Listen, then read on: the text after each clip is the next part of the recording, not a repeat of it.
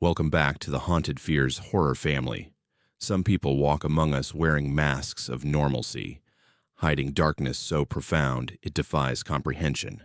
Tonight, we're diving into 11 encounters with individuals whose minds operate on a frequency most of us can't fathom. People who meticulously planned, who watched from the shadows, who turned ordinary moments into calculated nightmares. These aren't monsters from folklore or fiction. These are the neighbors who waved every morning, the co-workers who shared lunch breaks, the strangers who smiled in passing. What you're about to hear will change how you see the familiar faces around you. The question isn't whether these predators exist, it's whether you'd recognize one before it's too late. Some of these individuals are still out there, still watching, still waiting. Ask yourself, how well do you really know the people in your life? If this video sends chills down your spine, hit that subscribe button and join our community of horror enthusiasts. Let's begin. I thought I knew what loneliness felt like until I started working the graveyard shift at a gas station in the middle of nowhere. That was before Hugh showed up. Before I learned that being alone isn't the worst thing that can happen to you. Let me take you back to November of 2019. I just moved to a small town outside of North Platte, Nebraska, population barely breaking 3,000. The kind of place where everyone knows everyone, except I didn't know anyone. I needed money fast after my divorce, and the only job available was the overnight shift at a pump-and-go off Highway 83. 11 p.m. to 7 a.m., 4 nights a week. The pay was terrible, but beggars can't be choosers. The first few weeks were exactly what you'd expect. Truckers stopping for coffee and cigarettes. The occasional local grabbing beer after a late shift. Mostly, it was just me. The hum of fluorescent lights and the endless flat darkness of Nebraska stretching out in every direction. The nearest building was a shuttered grain elevator 2 miles down the road. No neighbors, no help, just empty highway and cornfields. Hugh first came in on a Tuesday night. I remember because Tuesdays were always dead. Sometimes I'd go 3 or 4 hours without seeing a single customer. It was 3:47 a.m. when the door chime rang, that electronic ding that usually made me jump after hours of silence. I looked up from my phone, expecting a trucker, or maybe someone who'd taken a wrong turn. He was average height, maybe 5'10", wearing a gray hoodie and jeans. Brown hair, clean-shaven, probably in his mid-30s. Nothing remarkable. Nothing threatening.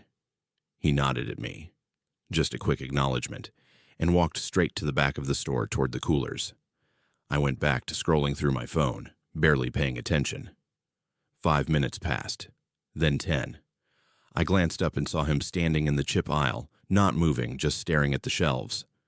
Sometimes people get decision paralysis at 3 in the morning, so I didn't think much of it. Another 5 minutes went by.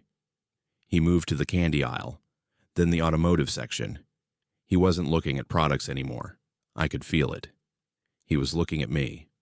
I pretended not to notice, keeping my eyes on the security monitor behind the counter. The camera angle wasn't great, but I could see him in the grainy black and white feed. He was standing perfectly still in aisle 3, facing my direction. My heart started beating faster, but I told myself I was being paranoid. Working alone at night does that to you. Makes you see threats where there aren't any. Finally, after 20 minutes, he walked to the counter. He didn't have anything to buy. He just stood there, hands in his pockets, looking at me with this slight smile. Not friendly, not unfriendly. Just present. "Can I help you find something?" I asked, trying to sound casual. "No," he said. His voice was soft, almost gentle. "Just looking." Then he turned and walked out. Didn't buy anything. The door chime rang, and I watched through the window as he got into a dark sedan and drove away. The whole interaction left me unsettled, but I shook it off. Weird customers come with the territory. The next night, Wednesday, he came back. Same time, 3:47 a.m. exactly. I checked the clock when the door chime rang, and my stomach dropped when I saw it was him again. Same gray hoodie, same quiet entrance. This time he didn't even pretend to shop. He walked the aisle slowly, methodically, always keeping me in his line of sight. 20 minutes. Then he left without a word. Thursday night, 3:47 a.m. Hugh again. Friday night, 3:47 a.m. Hugh again. By the second week, I'd stopped being nervous and started being angry. This was clearly some kind of game to him, and I wasn't playing. On his 6th visit, when he walked up to the counter without buying anything, I confronted him. Listen, if you're not going to buy something, you need to leave. You can't just loiter here every night. He tilted his head slightly, like he was genuinely confused. I'm not causing any trouble. It's a public business. It's private property, actually. And you're making me uncomfortable. That smile again. I'm sorry to hear that. I'll buy something. He grabbed a pack of gum from the display, paid with exact change, and left. But he was back the next night. And the night after that. Always 3:47 a.m. Always the same routine. Sometimes he'd buy something small, gum, a candy bar, a bottle of water. Most nights he'd just walk the aisles and stare. I reported it to my manager, Connor, who basically told me to deal with it unless the guy actually did something. He's a paying customer, Connor said over the phone. We can't ban someone for being weird. I called the local sheriff's office. A deputy named Ray came by one night and told me the same thing. Without a specific threat, there wasn't much they could do. Just keep your phone handy, Ray suggested. Call 911 if he does anything aggressive. 3 weeks in, things escalated. I came in for my shift one Thursday night and everything seemed normal. But when I went to restock the coolers around 2 a.m., I found something that made my blood run cold. Tucked behind the rows of energy drinks was a Polaroid photograph. It was a picture of me, asleep, in my apartment, in my bed. My hands shook as I held it. The angle suggested it had been taken from my bedroom window. I lived on the 2nd floor. Someone had climbed up to get that shot. I immediately called 911, and this time Ray took it seriously. He came out, took the photo as evidence, and told me to stay at a friend's house until they could investigate. But here's the thing. I didn't have any friends in town. I barely knew anyone. So I went home, locked every door and window, pushed my dresser in front of the bedroom door, and didn't sleep at all that night. The next night at work, there was another photo. This one showed me getting out of my car in the gas station, parking lot. The timestamp in the corner said it was from 2 nights ago. My manager finally agreed to let me switch shifts, but the day person couldn't start for another week. I had to finish out my scheduled nights. Hugh didn't come in that Friday, or Saturday. The absence was somehow worse than his presence. I kept watching the door, waiting for 3:47 a.m., my entire body tensed. When he didn't show, I couldn't decide if I was relieved or more terrified. Sunday night, 3:47 a.m., he returned. This time he walked straight to the counter and placed a Polaroid face down on the surface. I thought you might want this, he said calmly. I didn't touch it. I'm calling the police right now. That's fine. I'll wait. He stepped back and stood near the door, hands visible, not threatening. I dialed 911, my eyes never leaving him. The dispatcher said a unit was 5 minutes away. Those were the longest 5 minutes of my life. Hugh just stood there, silent, occasionally glancing at his watch. When Ray arrived with another deputy, they separated us. I showed them the Polaroid Hugh had left. When Ray flipped it over, his face went pale. It was a photo of me from that very night, taken from outside the gas station through the window less than an hour ago. They arrested Hugh on the spot for stalking. As they handcuffed him, he kept his eyes on me, still wearing that slight smile. You are my favorite, he said. The way you tried so hard to ignore me. It was perfect. The investigation that followed revealed things I still have nightmares about. Hugh had a storage unit in Grand Island about an hour away. Inside, police found a carefully organized archive of surveillance. 12 different women, all gas station employees, all working night shifts in isolated locations across Nebraska, Wyoming, and Kansas. He had Polaroids of each woman, hundreds of them, photos of them working, photos of them at home, photos of them sleeping. Some of the files were marked completed. Those were the women who had disappeared. 8 of them. 8 women who'd vanished without a trace over the past 4 years, their cases gone cold, their families still waiting for answers. 4 files were marked in progress. I was one of them. The others were contacted by police. 1 woman in Cheyenne, 1 in Liberal, Kansas, 1 in Alliance, Nebraska. We'd all worked overnight shifts at gas stations. We'd all reported a customer who came in at odd hours and made us uncomfortable. None of our local police departments had connected the reports. Hugh's apartment revealed even more. He had a detailed spreadsheet tracking our schedules, our habits, our routes home. He'd installed keystroke loggers on the gas station computers at 2 locations, capturing everything we typed, including messages to friends and family. He knew when we were most vulnerable. He knew when we'd be alone. The 8 missing women were never found. Hugh refused to cooperate with investigators. He was charged with stalking, breaking, and entering, and eventually 8 counts of first-degree murder based on evidence found in his storage unit. The trial took 18 months. I had to testify. I had to sit in that courtroom and look at him while lawyers dissected every detail of those 3 weeks. He was convicted on all counts and sentenced to life without parole. But here's what keeps me up at night. During his sentencing, the prosecutor asked if he had anything to say to the families of his victims. Hugh looked directly at me, not at the families of the women he'd killed, and said, "I have 23 years of archives. You only found 1 storage unit." Police searched for 2 more years. They never found another location. They never found the other women he was talking about, if they even existed. The FBI profiler assigned to the case told me that psychopaths like Hugh often lie to maintain control, to keep people afraid even after they're locked away. But sometimes, she said, they tell the truth. I don't work night shifts anymore. I don't work at gas stations. I moved back to Iowa, close to my family, and I got a job at a bank with regular 9 to 5 hours. But I still check my windows every night. I still look over my shoulder in parking lots, and I never, ever ignore my gut feeling about someone anymore. Because here's what I learned. Monsters don't always announce themselves. Sometimes they wear gray hoodies and come in at 3:47 a.m. Sometimes they smile politely and pay for their gum with exact change. Sometimes the only warning you get is that feeling in your chest that something isn't right. Trust that feeling. It might save your life.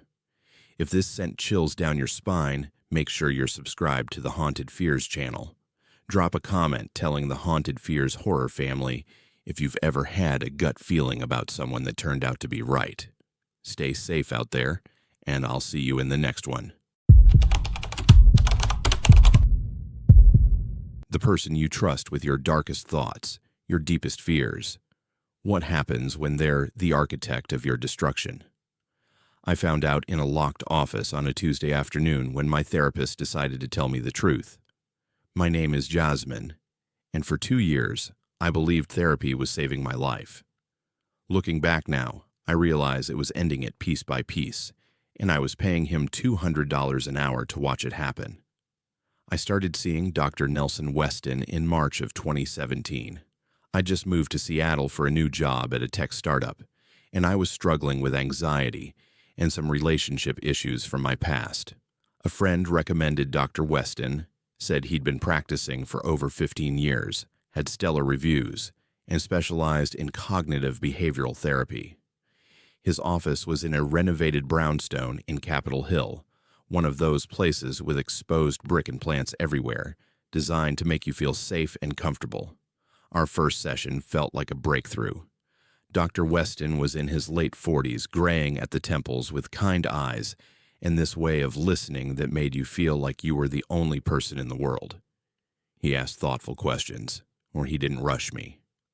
When I cried talking about my ex-boyfriend's emotional abuse, he handed me tissues and said, "You deserved better than that. You still do." I left that first session feeling hopeful for the first time in months. I scheduled weekly appointments. Then, when things got particularly rough a few months in, we moved to twice a week. Dr. Weston said intensive therapy would help me break through the patterns faster. I trusted him completely. Over the next 6 months, my life improved dramatically. I felt more confident at work. I started dating someone new, a software engineer named Quentin I'd met through a running group. My anxiety seemed manageable. Dr. Weston taught me coping mechanisms, challenged my negative thought patterns, and celebrated my victories. I told everyone I knew that therapy had changed my life. Then things started falling apart in ways I couldn't understand. Quentin and I had been dating for 4 months when he suddenly broke things off. He said he felt like I was too intense and moving too fast, which confused me because I'd been deliberately taking things slow based on Dr. Weston's advice. When I brought it up in therapy, Dr. Weston asked probing questions about Quentin's behavior, suggesting maybe he had commitment issues or was emotionally unavailable. "You're doing everything right," he assured me. "Sometimes people just aren't capable of matching our emotional maturity." 2 months later, my closest friend in Seattle, Miranda, stopped returning my calls. When I finally cornered her at a coffee shop, she said I'd been acting strange and she needed space. Strange how? I pressed her. She mentioned things I'd supposedly said to her, criticisms, judgments, that I had zero memory of saying. I was devastated. In therapy, Dr. Weston suggested Miranda might be projecting her own insecurities onto me. "Real friends don't abandon you when you're growing," he said. My job started suffering next. My manager, a woman named Oakley, who'd previously praised my work, began documenting performance issues, missed deadlines, incomplete reports, poor communication with team members. Except I knew I'd completed that work. I had files, timestamps, emails. When I tried to show her, the files were corrupted or missing. It couldn't explain it. I started doubting my own memory. Was I losing my mind? Dr. Weston increased our sessions to 3 times a week. He said I was experiencing a psychological crisis and needed additional support. I was terrified and grateful he was there to help me through it. My insurance had stopped covering the sessions months ago, so I was paying out of pocket, nearly $2,500 a month. But what else could I do? I was falling apart. My family back in Ohio grew concerned. My sister Sienna called weekly, begging me to come home for a visit. But every time I planned a trip, something would happen. A work emergency, a sudden panic attack, car trouble. Dr. Weston suggested my subconscious might be sabotaging the visits because going home would trigger old family dynamics. "You're doing important work here," he said. "Don't let guilt pull you backward." By month 18, I'd lost my job, my apartment. I couldn't afford rent plus therapy, and most of my social connections. I moved into a cheaper studio in Ballard and was living on savings and credit cards. The only constant in my life was Dr. Weston. He'd become more than my therapist. He was my only friend, my only support system. He sometimes didn't even charge me for sessions, saying he wanted to help me through this difficult time. "You're one of my most important clients," he told me once. "Your healing matters to me personally." I scheduled what I thought would be my final session in September 2019. I decided to move back to Ohio to try to rebuild my life near family. I'd lost everything in Seattle, and I needed a fresh start. I planned to tell Dr. Weston in person and thank him for everything he'd done, even though my life had somehow gotten worse instead of better. I arrived at his office on a Tuesday afternoon. The waiting room was empty, which wasn't unusual for a 2 p.m. appointment. I could hear classical music playing softly from inside his office. When he opened the door and gestured me in, something felt different. His usual warm smile was replaced with something else. Anticipation, maybe. Almost excitement. I sat down in my usual chair, the worn leather one facing his desk. He closed the door, and I heard something I'd never heard before, the distinct click of a lock turning. "Why did you lock the door?" I asked, my heart rate already climbing. "Because we're going to have a different kind of session today," he said, settling into his chair. "Our last session. I think it's time." "You knew the truth." My mouth went dry. "The truth about what?" He leaned back, fingers steepled, studying me with an expression I couldn't read. "Yasmin, I need you to listen very carefully to what I'm about to tell you. I've been running an experiment for the past 2 years, and you've been my most successful subject to date." "What are you talking about?" My voice came out as a whisper. He reached for his laptop and turned it to face me. On the screen was a file labeled with my name. "I've been systematically destroying your life," he said matter-of-factly. "Your relationship with Quentin, your friendship with Miranda, your job, your family connections, I engineered all of it."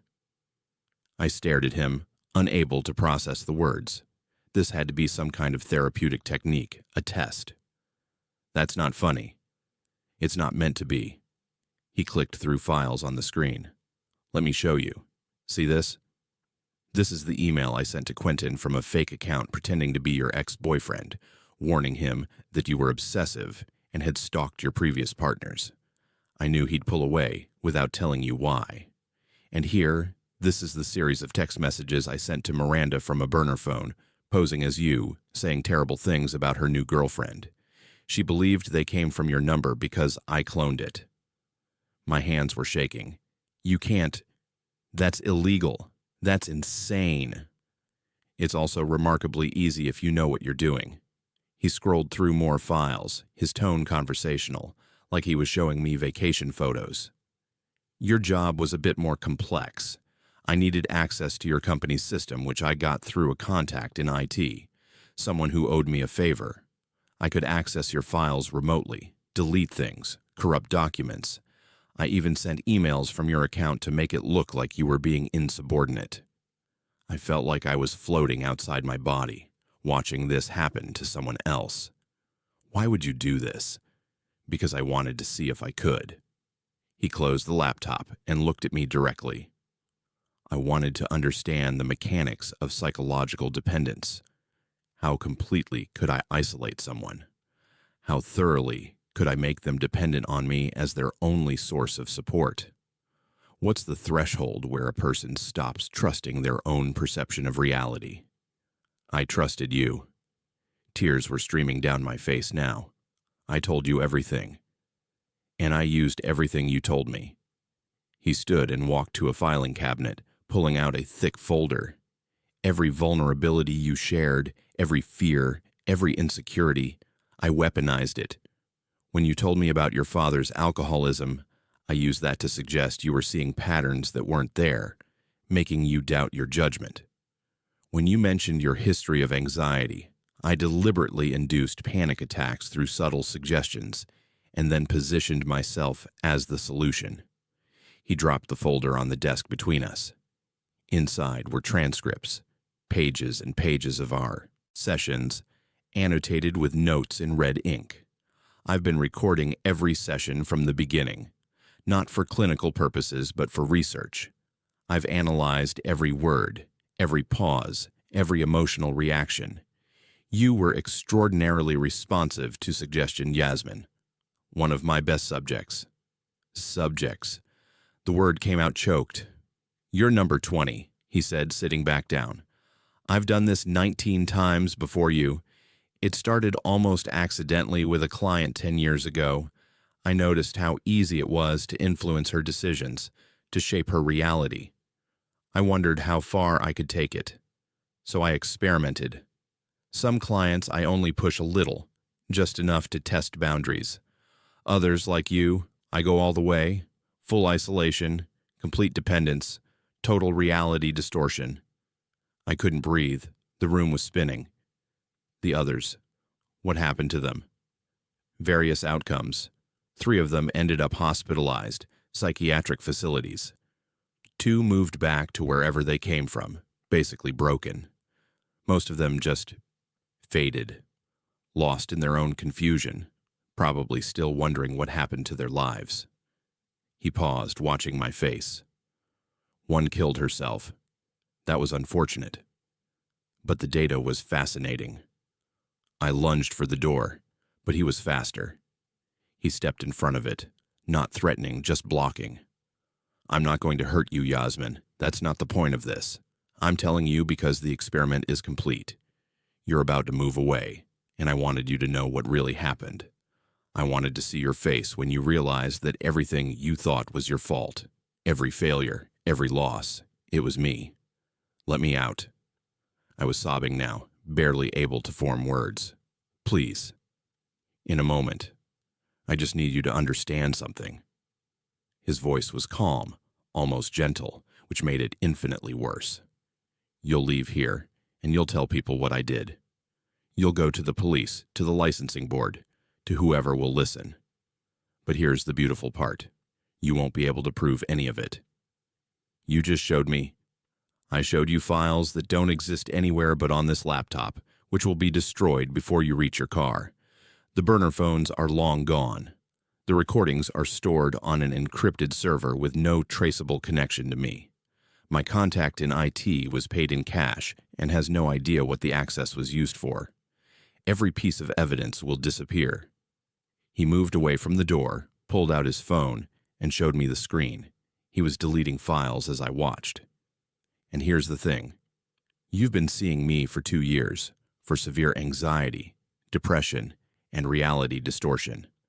I have comprehensive clinical notes documenting your deteriorating mental state, your paranoid ideation, your increasing detachment from reality. If you accuse me of this, I'll simply show those notes. Who do you think people will believe? A respected therapist with 15 years of impeccable practice, or a mentally ill woman who's lost her job, her friends, her apartment, and is now making outlandish accusations? He opened the door. You're free to go, Yasmin. I hope you find what you're looking for in Ohio. Oh, and one more thing. You never really had severe anxiety. I diagnosed you with it in our second session to justify the medication I prescribed. Turns out, when you give someone anti-anxiety medication they don't actually need, it can create real anxiety symptoms. Paradoxical, isn't it? I ran. I don't remember getting down the stairs or to my car. I drove to the police station and tried to file a report, but just like he said, I had no evidence. The files he'd shown me didn't exist. My phone records showed texts to Miranda that I didn't send, but I couldn't prove I didn't send them. The police took a report, but said without evidence of a crime, there wasn't much they could do. I filed a complaint with the Washington State Department of Health, which licenses therapists. They investigated for 6 months. Dr. Weston provided all his clinical notes, which painted me as an unstable patient with paranoid delusions. The complaint was dismissed due to lack of evidence. I moved back to Ohio. I tried to rebuild. But here's what Dr. Weston didn't account for. I'm not his only victim, and I'm not alone. I started a blog sharing my story, and 4 other women contacted me with eerily similar experiences. Different details, same pattern: isolation, manipulation, reality distortion, and the same cold confession at the end, the same assurance that we couldn't prove anything. We're working with a lawyer now. It's slow, and we might never get justice in a courtroom. But I'm telling my story everywhere I can, because maybe Subject 21 is sitting in his office right now, thinking therapy is saving her life, not realizing it's ending. If you're in therapy and things keep getting worse instead of better, if you're losing relationships and opportunities in ways you can't explain, if your therapist is the only person telling you that you're not crazy while everything around you crumbles, trust your gut. Get a second opinion. Record your sessions if it's legal in your state. Protect yourself, because the person who's supposed to help you heal can be the one making you sick, and they're counting on you not believing that's possible. If this story shook you, subscribe to Haunted Fears and let the horror family know in the comments if you've ever questioned whether someone you trusted was manipulating you. Stay aware, stay safe, and I'll see you in the next one.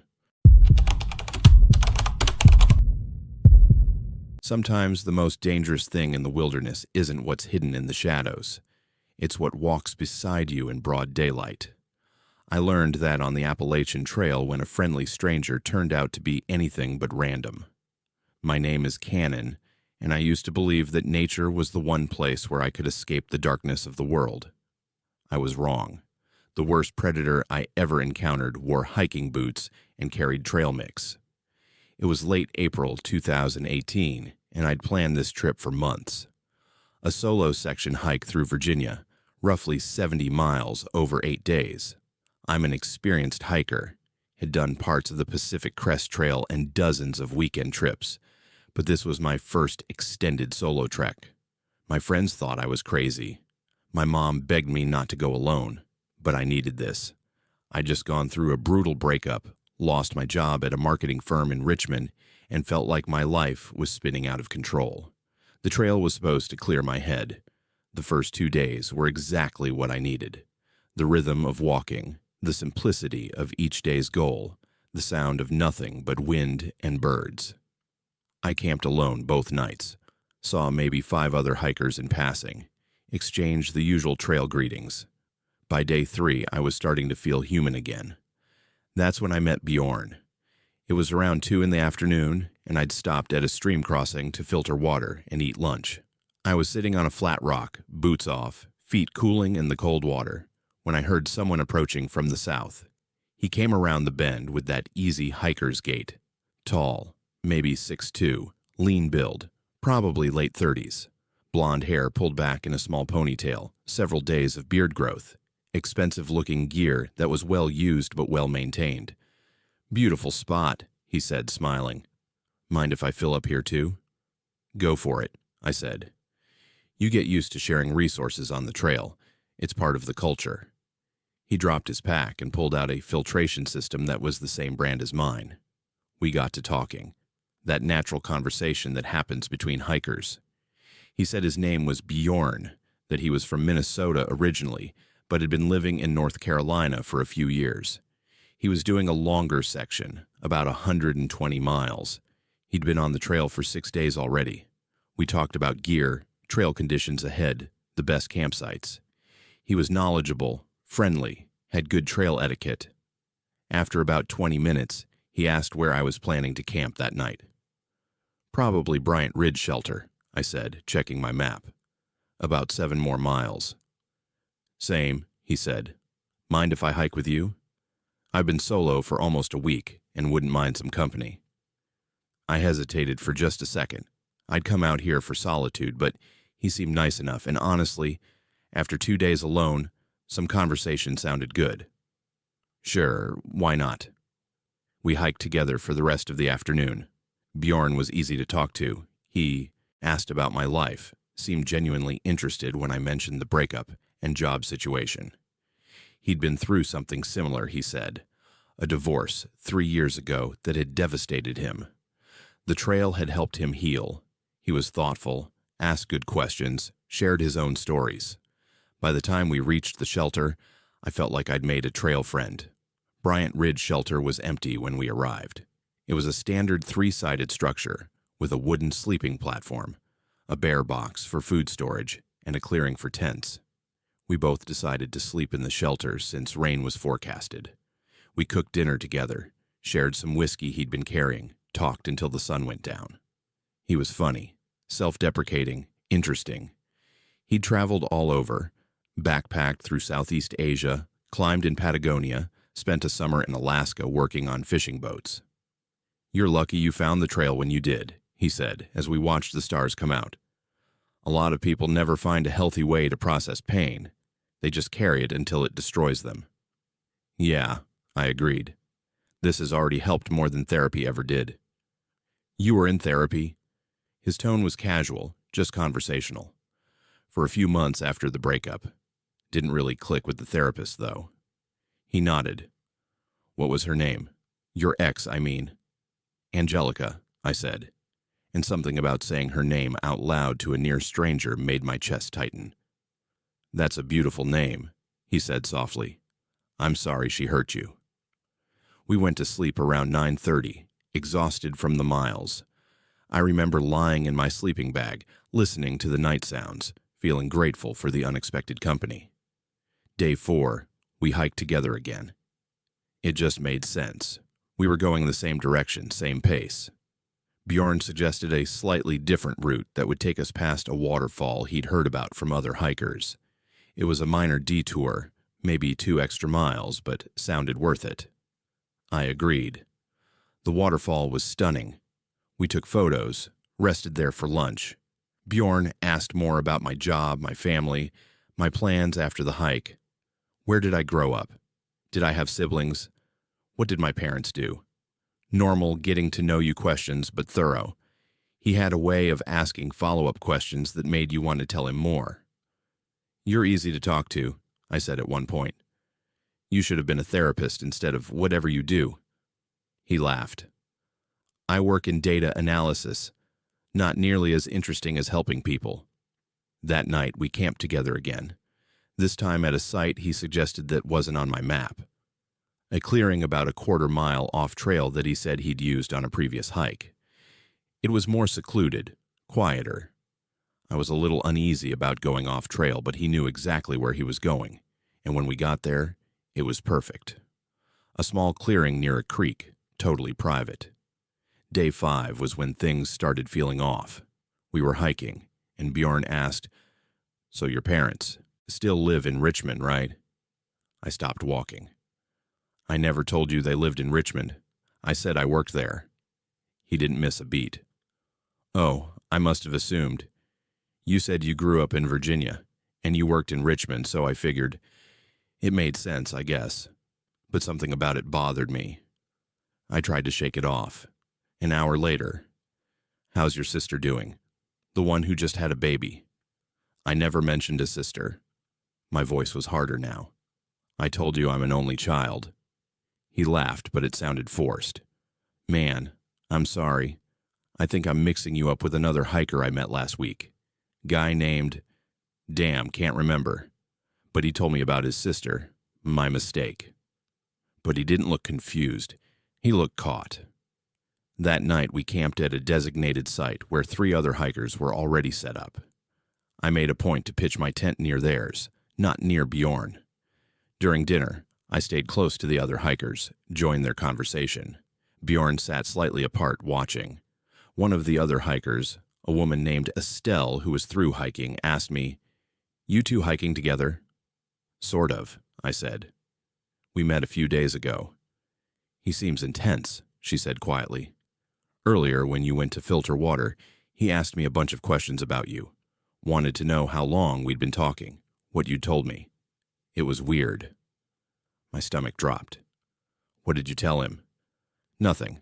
I just met you 20 minutes ago." She looked concerned. "You okay?" "Yeah," I lied. "Thanks for letting me know." I barely slept that night. Every sound made me think Bjorn was near my tent. When I finally dozed off around 3 a.m., I had nightmares about being followed through endless forest. Day 6, I woke up early and decided to hike ahead without him. I was packed and gone by 6 a.m., before he'd even emerged from his tent. I pushed hard, wanting to put distance between us. I hiked 11 miles by noon, stopped at a shelter to rest and eat. I was sitting at the picnic table next to the shelter when I heard footsteps. My whole body tensed. Bjorn emerged from the trail, slightly out of breath, like he'd been moving fast. "Hey," he said, trying to sound casual but clearly annoyed. "You left early." "Wanted to get miles in," I said, not meeting his eyes. He sat down across from me. "Did I do something wrong, Cannon? You seem... different." "I just need some solo time," I said. "I came out here to be alone, remember?" He studied me for a long moment. "Okay, I get it. Solo hiking is important." He stood up. "I'm going to push on to the next shelter. Maybe I'll see you around." He left, heading north. I waited 30 minutes, then went through my pack to reorganize. That's when I found it. A small journal that wasn't mine, tucked into the outer pocket of my backpack. My hands shook as I opened it. The first page had my name written at the top. Below it, my birthday, my home address in Richmond, my phone number, my parents' names and address, Angelica's full name, and workplace. Information I definitely hadn't told him. Some of it I hadn't told anyone on this trip. I flipped through the pages, my heart pounding. There were notes about me, observations from our conversations, but also things he couldn't have learned from talking to me. My car's make and model, my social security number, my bank's name, photos printed on regular paper and taped to the pages, photos of my house, my car, me leaving my apartment. The dates on them went back 6 months. There were maps with routes highlighted, notes about my hiking experience, my typical gear choices, information pulled from social media posts I'd made months ago about planning this trip, an entire page dedicated to my daily routine before the hike, when I went to the gym, where I bought coffee, what time I usually got home from work. The last page I looked at made my blood freeze. It was a timeline. 6 months of dates with notes. November 15th, target identified, C. Matthews, Richmond, VA. December 3rd, pattern established, morning runner, predictable schedule. January 10th, social media monitoring, trail trip mentioned. February 22rd, trail route determined, at Virginia section. March 1st, reconnaissance hike, identified optimal intercept location. April 18th, target departed, begin approach. April 20th, contact established, Bryant Ridge. Below that, collection day, April 25th, 11 p.m. Location, Dismal Creek area, off trail site B. Today was April 24th. Tomorrow was the 25th. I stood up so fast I knocked over my water bottle. I looked at the trail in both directions. Empty. I pulled out my phone. No signal, as expected. I was at least 10 miles from the nearest road. I had two choices: hike back the way I'd come, or continue forward to the next road crossing, which according to my map was about 15 miles ahead. Both options meant being on the trail where Bjorn could find me. I decided to go forward. It was shorter distance to civilization. I packed in under 2 minutes and started moving fast, almost running when the terrain allowed. I kept looking over my shoulder. An hour passed. 2 hours. I was pushing myself hard, ignoring the pain in my knees and the burning in my lungs. I just needed to get to that road crossing. That's when I saw him. He was sitting on a fallen tree across the trail, like he'd been waiting. My journal, the one from my pack, was open in his hands. "You found my notes," he said calmly. "I was careless. Left it in your pack last night when I was checking your tent." I backed up a step. "Stay away from me. I've been following you for 6 months, Cannon. I know everything about you. I know you're not a fighter. I know you're afraid of confrontation. I know you won't scream because there's no one around to hear." He stood up slowly. "I've done this before. You're number 7. The others were all hikers, too. Solo hikers. People whose disappearances could be explained by the wilderness. The police will find you," I said, but my voice shook. "They haven't yet." He took a step toward me. "Do you know how many people go missing on the Appalachian Trail? How many disappearances are never solved? The trail is perfect. No cameras, no witnesses, bodies never found. Bears and weather get the blame." I looked around desperately. A tree branch on the ground, thick enough to be a weapon. I dove for it just as he lunged forward. I swung hard, caught him across the shoulder. He stumbled back, surprised. I ran. I crashed through the woods off-trail, branches tearing at my face and arms. I could hear him behind me, crashing through the undergrowth. My pack was heavy, slowing me down. I shrugged it off without stopping, just let it fall. My lungs were screaming. My legs felt like they'd give out. But I kept running, driven by pure terror. I don't know how long I ran. It felt like hours, but was probably 15 minutes. Eventually, I couldn't hear him anymore. I slowed down, trying to be quiet, trying to listen. Silence. I crouched behind a massive oak tree, trying to control my breathing, trying to think. I was completely lost now, off trail with no pack, no map, no supplies. But I was alive. I waited there for what must have been 2 hours, listening. Nothing.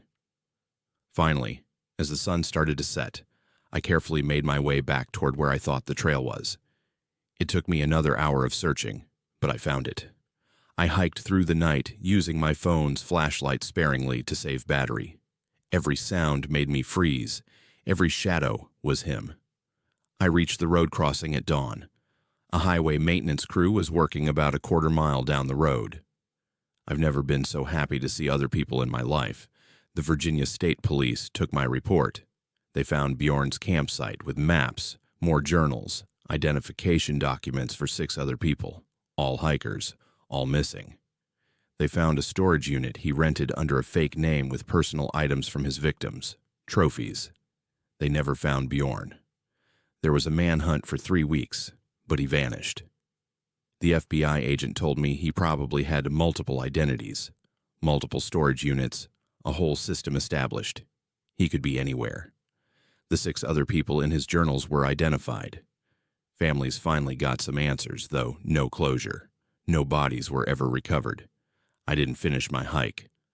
I went home, moved in with my parents for 2 months. Eventually, I moved to Ohio, wanted to be far from Virginia. I don't hike anymore. I can't. Every trail, every forest, every quiet place reminds me of him. The FBI says he's probably doing it again somewhere. Different name, different trails, different victims.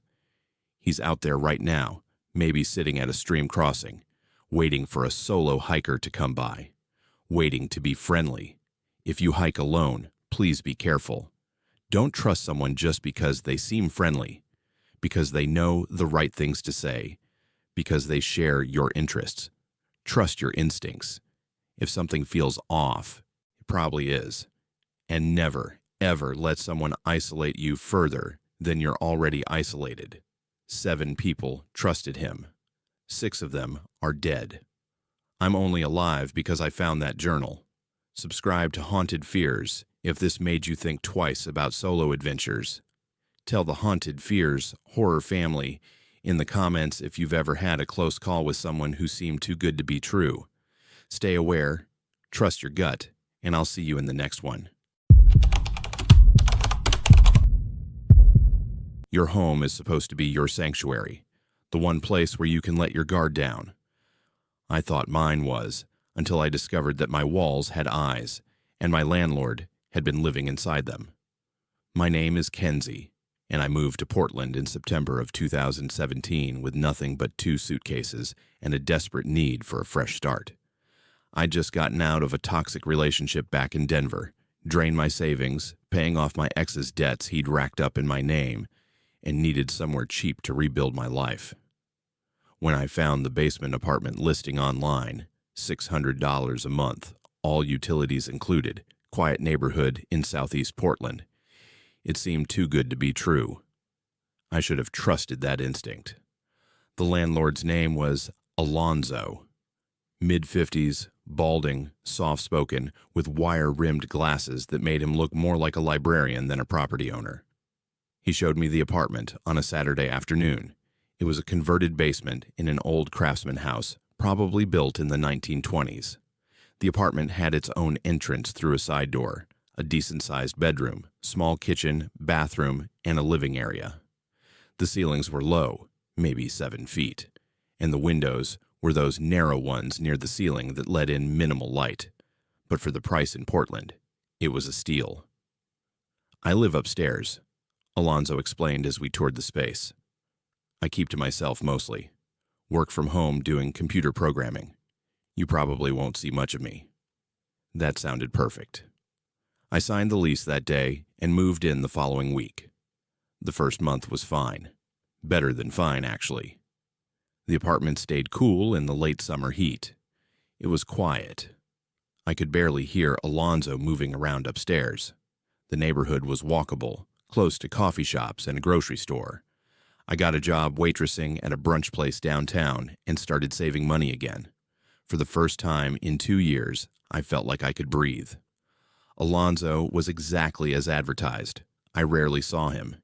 He'd occasionally text me about trash day, or to let me know he'd be having the lawn mowed.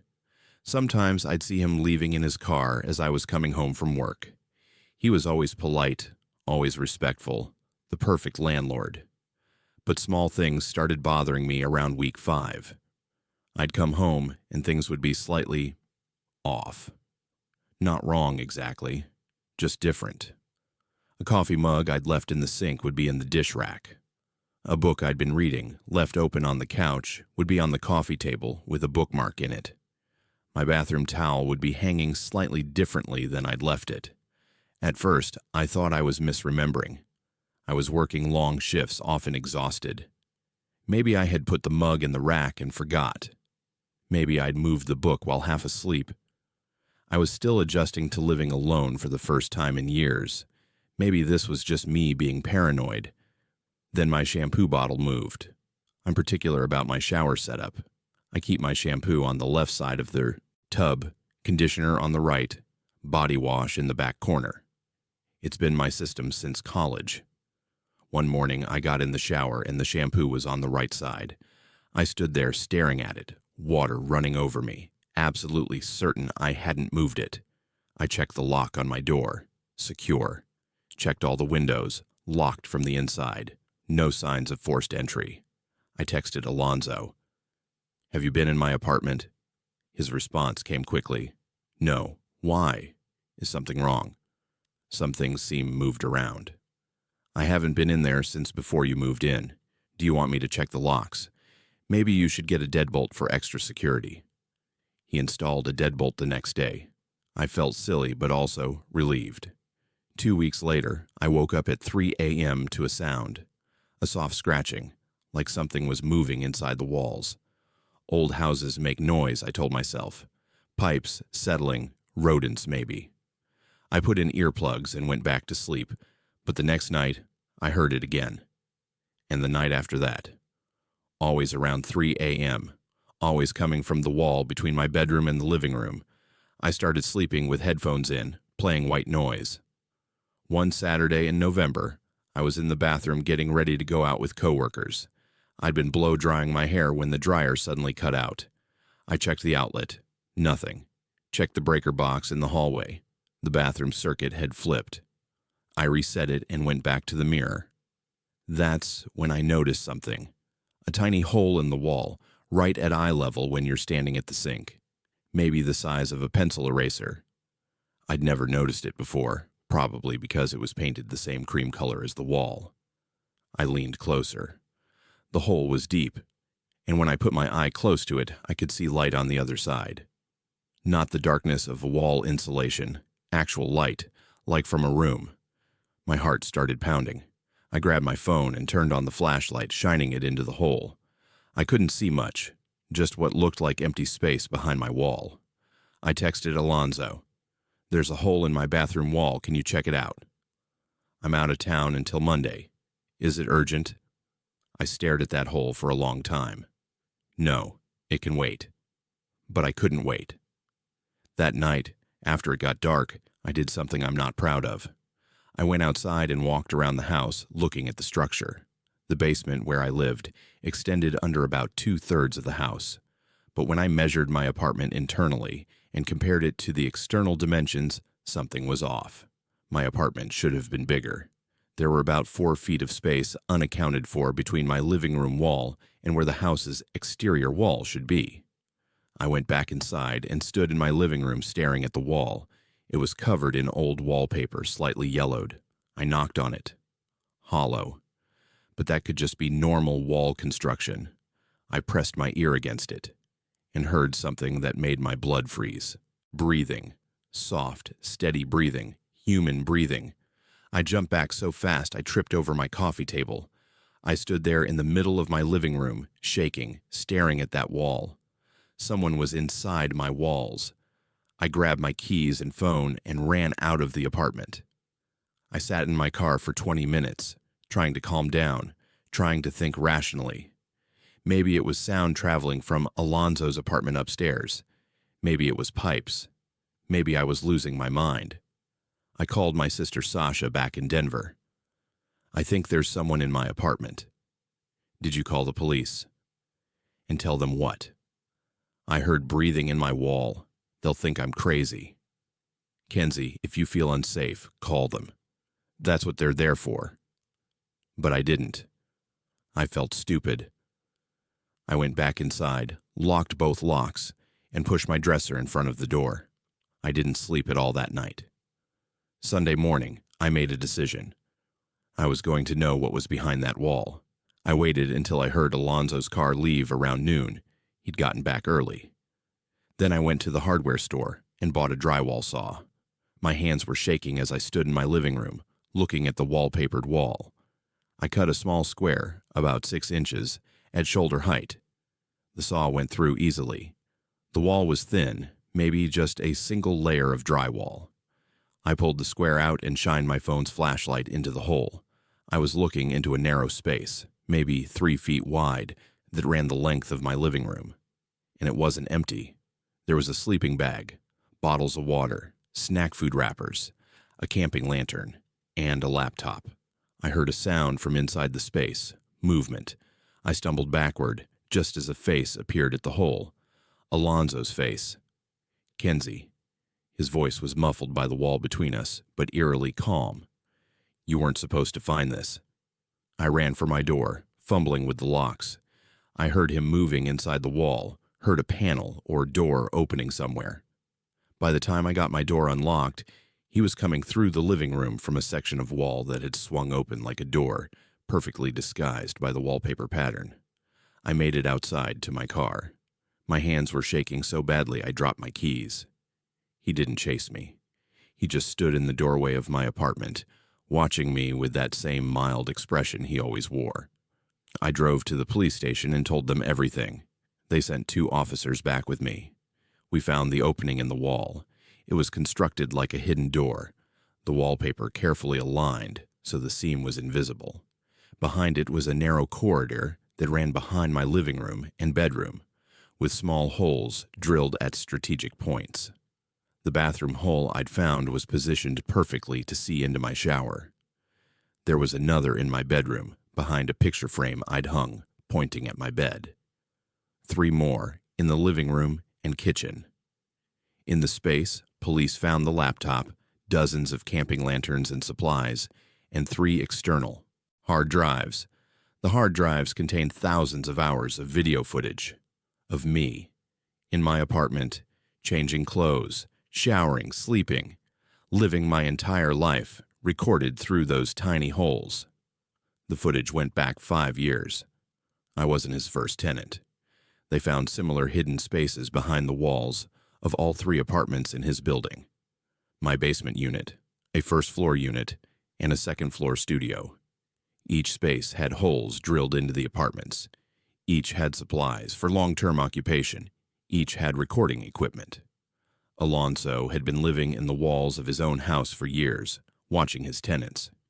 He'd constructed the hidden corridors himself, probably when he first bought the building. The computer programming he did from home was actually reviewing and organizing his surveillance footage. They found folders labeled with previous tenants' names. 7 women, total over 5 years. Hours and hours of footage for each one. The detectives told me he'd been particularly focused on bathroom and bedroom footage. He had clips compiled into favorites folders. When they searched his actual upstairs apartment, they found printouts. Photos of all of us, his tenants, in various states of undress or vulnerability. Some were marked with handwritten notes, dates, times, descriptions of what we were doing. It was like a catalog of our most private moments. Alonzo was arrested and charged with 7 counts of voyeurism, stalking, burglary, and unlawful surveillance. During the investigation, they discovered he'd been doing this at a previous property he'd owned in Eugene before moving to Portland. At least 4 more victims there. His lawyer tried to argue some kind of diminished capacity, claiming Alonzo had severe social anxiety, and this was how he dealt with his need for human connection. The prosecution countered with the systematic nature of his construction, his careful note-taking, his methodical approach to choosing and monitoring victims. He was convicted on all counts and sentenced to 15 years. But here's what haunts me. The apartments he rented were always listed as too good to be true prices. Cheap rent, utilities included, quiet landlord. He was attracting vulnerable women Women like me, who were running from something, who needed affordable housing, who wouldn't ask too many questions about a great deal. We were all alone, all new to the area, all without strong local support networks. He chose us carefully. I moved out the day after I found the hidden space. I couldn't even go back inside to get my belongings. The police had to pack them for me as evidence was collected. I stayed with co-workers for a month, then found a new apartment in a modern building with security cameras and neighbors I could hear through the walls. I still can't decorate walls. Every picture frame, every poster, I imagine a hole behind it. I check my apartments obsessively when I first move in, measure the internal dimensions against the external, look for seams in walls, check for unusual gaps. My current roommate thinks I'm paranoid, but she didn't live in a home where the walls breathed, where someone watched every private moment, where your sanctuary was actually a stage, and you were the unwilling performer. 7 women lived in that house. 7 women showered, slept, cried, changed clothes, had private phone conversations, existed in what they thought was privacy. And he was always there, just on the other side of the wall watching, taking notes, organizing his favorite clips, the thought that still keeps me up at night. How many times did I walk past that hidden door in my living room? How many times did I lean against that wall not knowing he was inches away on the other side? How many nights did I sleep while he watched through that hole in my bedroom? The detective told me that based on the footage timestamps, Alonzo had been in the walls while I was home at least 40 times. Sometimes he'd stay there for hours, just watching. Sometimes he'd move around, checking different viewing holes. Once, according to the logs they found, he'd been in the walls during a party I'd hosted. 8 people in my apartment, and he was there too, unseen. If you're renting, especially in an older building, please be careful. Check your walls for inconsistencies. Measure your space. Look for holes that don't make sense. Trust when something feels wrong. And never, ever think a deal that's too good to be true is just good luck. It's not luck, it's bait. Make sure you're subscribed to Haunted Fears and drop a comment for the horror family if you've ever felt watched in your own home. Trust those feelings, check your space, and I'll see you in the next one. There's a game being played in every office, behind every friendly smile and water cooler conversation. I just didn't know I was the main character in someone else's twisted version until it was almost too late. My name is Aya, and this story starts on what I thought was the best day of my career. It was January 2019, and I'd just been promoted to senior marketing analyst at a tech firm in downtown Chicago. 20th floor of a glass tower overlooking the lake, great salary, corner cubicle with actual windows. I'd worked my ass off for 3 years to get there, and it finally paid off. That same week, they hired Noe. He started on a Monday, assigned to the cubicle directly across from mine in the open floor plan. Mid-30s, average height, dark hair with premature gray at the temples that made him look distinguished. Sharp dresser, always wore nice watches and leather shoes that looked expensive but not showy. Within his first hour, he'd introduced himself to everyone on our floor, remembered everyone's names, asked thoughtful questions about their roles. "Aya, right?" he said, stopping at my desk around 10 that morning. "I heard you just got promoted. Congratulations, that's really impressive." "Thanks," I said, a little surprised he already knew. "Welcome to the team." "I'm Noe. Looking forward to working with you." He had this warm smile, the kind that reached his eyes. "Hey, random question. Is there a good coffee place around here? The break room stuff tastes like battery acid." I laughed. "There's a place 2 blocks south, Intelligentsia. Best coffee in the loop. Want to grab one on the lunch break? My treat, as a thank you for the recommendation." It seemed harmless, friendly, the kind of thing co-workers do. So I said yes. That coffee run turned into a regular thing. Noe and I would go together 2-3 times a week. He was easy to talk to, genuinely interested in people, and funny in this dry, observational way that made the boring parts of office life entertaining. Within a month, we'd become friends. He'd grab lunch at my desk, we'd complain about annoying clients, share industry gossip. Other people on the team liked him too. He was the kind of person who fit in everywhere, who made every conversation feel important. "You're lucky you got Noe as a cube mate," my coworker Bristol told me one day. "He's like the perfect office buddy.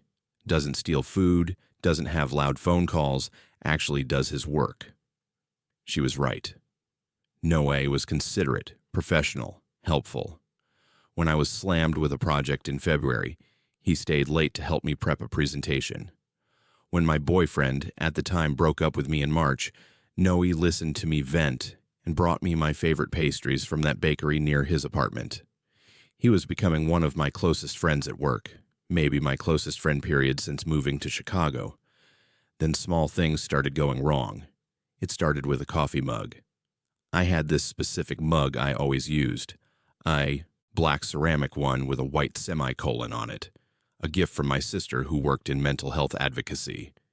It was always on my desk. One morning in April, it just wasn't there. I checked the break room, the dishwasher, asked around. No one had seen it. Not a huge deal, but weird. It was distinctive enough that someone would remember seeing it. "That sucks," No said when I mentioned it. Maybe someone thought it was a communal mug and took it home by accident. "Maybe," I said, though it bothered me more than it should have. 2 days later, my pen went missing. Again, not a big deal. Pens disappear in offices all the time. But this was a nice pen, a Mont Blanc my parents had given me for college graduation. I never left it lying around. It was always in the same spot on my desk, and suddenly it wasn't. Over the next 2 weeks, more things vanished. My desk stapler, a framed photo of my dog, a flash drive with backup files. Small things, but personal things. Things that were definitely mine, not generic office supplies. I started feeling paranoid. Was someone stealing from me? I asked HR about it, and they said they'd look into it, but what could they do?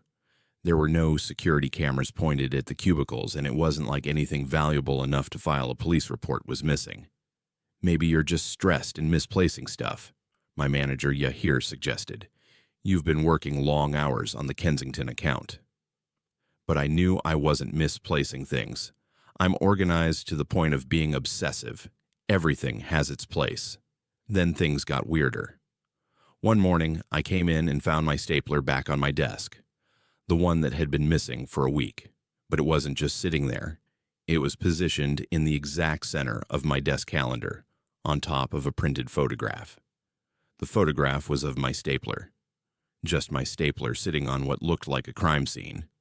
Someone had staged it, yellow evidence markers with numbers, police tape in the background, the whole thing. It was clearly fake, but incredibly detailed. Professional looking almost. And underneath the photo, written in neat handwriting, "Evidence Mirror 1, the stapler, last seen before its mysterious disappearance." My hands were shaking as I picked it up. This was deliberate. Someone was messing with me, turning my missing items into some kind of sick joke. What the hell? Noe appeared at my cubicle, coffee in hand. He looked at the photo over my shoulder. "Is that your stapler from a crime scene?" "Someone's fucking with me," I said, my voice tight. "That's not funny," he said, his face serious. "You should show HR. This is harassment." I did show HR. They looked at the photo, noted my complaint, said they'd investigate. But what were they investigating? Someone's weird prank? They told me to let them know if anything else happened. More things did happen. My pen reappeared a week later inside my desk drawer, a drawer I opened every single day and knew it hadn't been in. With it was another photo, this time of my pen signing what looked like a suicide note. The note was fake, but the handwriting was attempting to mimic mine. It read, "I can't take the pressure anymore. The deadlines, the meetings, the TPS reports. Goodbye, cruel world. Your Mont Blanc." It was absurd, almost funny, if it wasn't so deeply disturbing. Then my coffee mug appeared in the break room, with a photo tucked inside it. The photo showed my mug sitting on a beach somewhere tropical, like a vacation postcard. Caption: "Wish you were here, having a great time away from that depressing cubicle. Your mug." Each item that had disappeared was coming back with elaborate staged photographs, crime scenes, vacation postcards, hostage situations with the item tied to a tiny chair. Someone was spending significant time and effort on this. I started watching my coworkers more carefully, trying to figure out who had access to my desk, who was acting strange. But in an open floor plan with 40 people, anyone could walk by. And the photos were printed on regular copy paper. Anyone could have printed them from any printer in the building. Noe was the one who helped me try to figure it out. He suggested I set up my phone to record my desk while I was at lunch. We reviewed the footage together. Nothing. No one approached my desk. "Whoever's doing this is smart," he said, frustrated on my behalf. "They're watching when you're not recording." The psychological toll was worse than the missing items themselves. I started feeling watched all the time. I'd spin around suddenly, trying to catch someone looking at me. I'd arrive early and leave late to see if I could catch anyone in the act. My work suffered. I was distracted, anxious, sleeping poorly. My manager called me into his office in May. I'm concerned about your performance lately. The Kensington presentation had errors. You missed the deadline on the Morrison report. This isn't like you." "I know, I'm sorry, it's just..." I wanted to explain about the photos, the harassment, but it sounded crazy out loud. Someone's playing pranks with my office supplies. "I've been dealing with some stress." "Maybe take some time off," Yahir suggested. "Get your head right. We need you at your best." I took a long weekend, tried to relax. But even at home, I couldn't shake the feeling of being watched, being toyed with. When I came back on Tuesday, there was a gift-wrapped box on my desk. My heart sank. I didn't want to open it. Noe was already at his desk, noticed me staring at the box. "What's that?" he asked. "I don't know." I pulled the ribbon, opened the box slowly.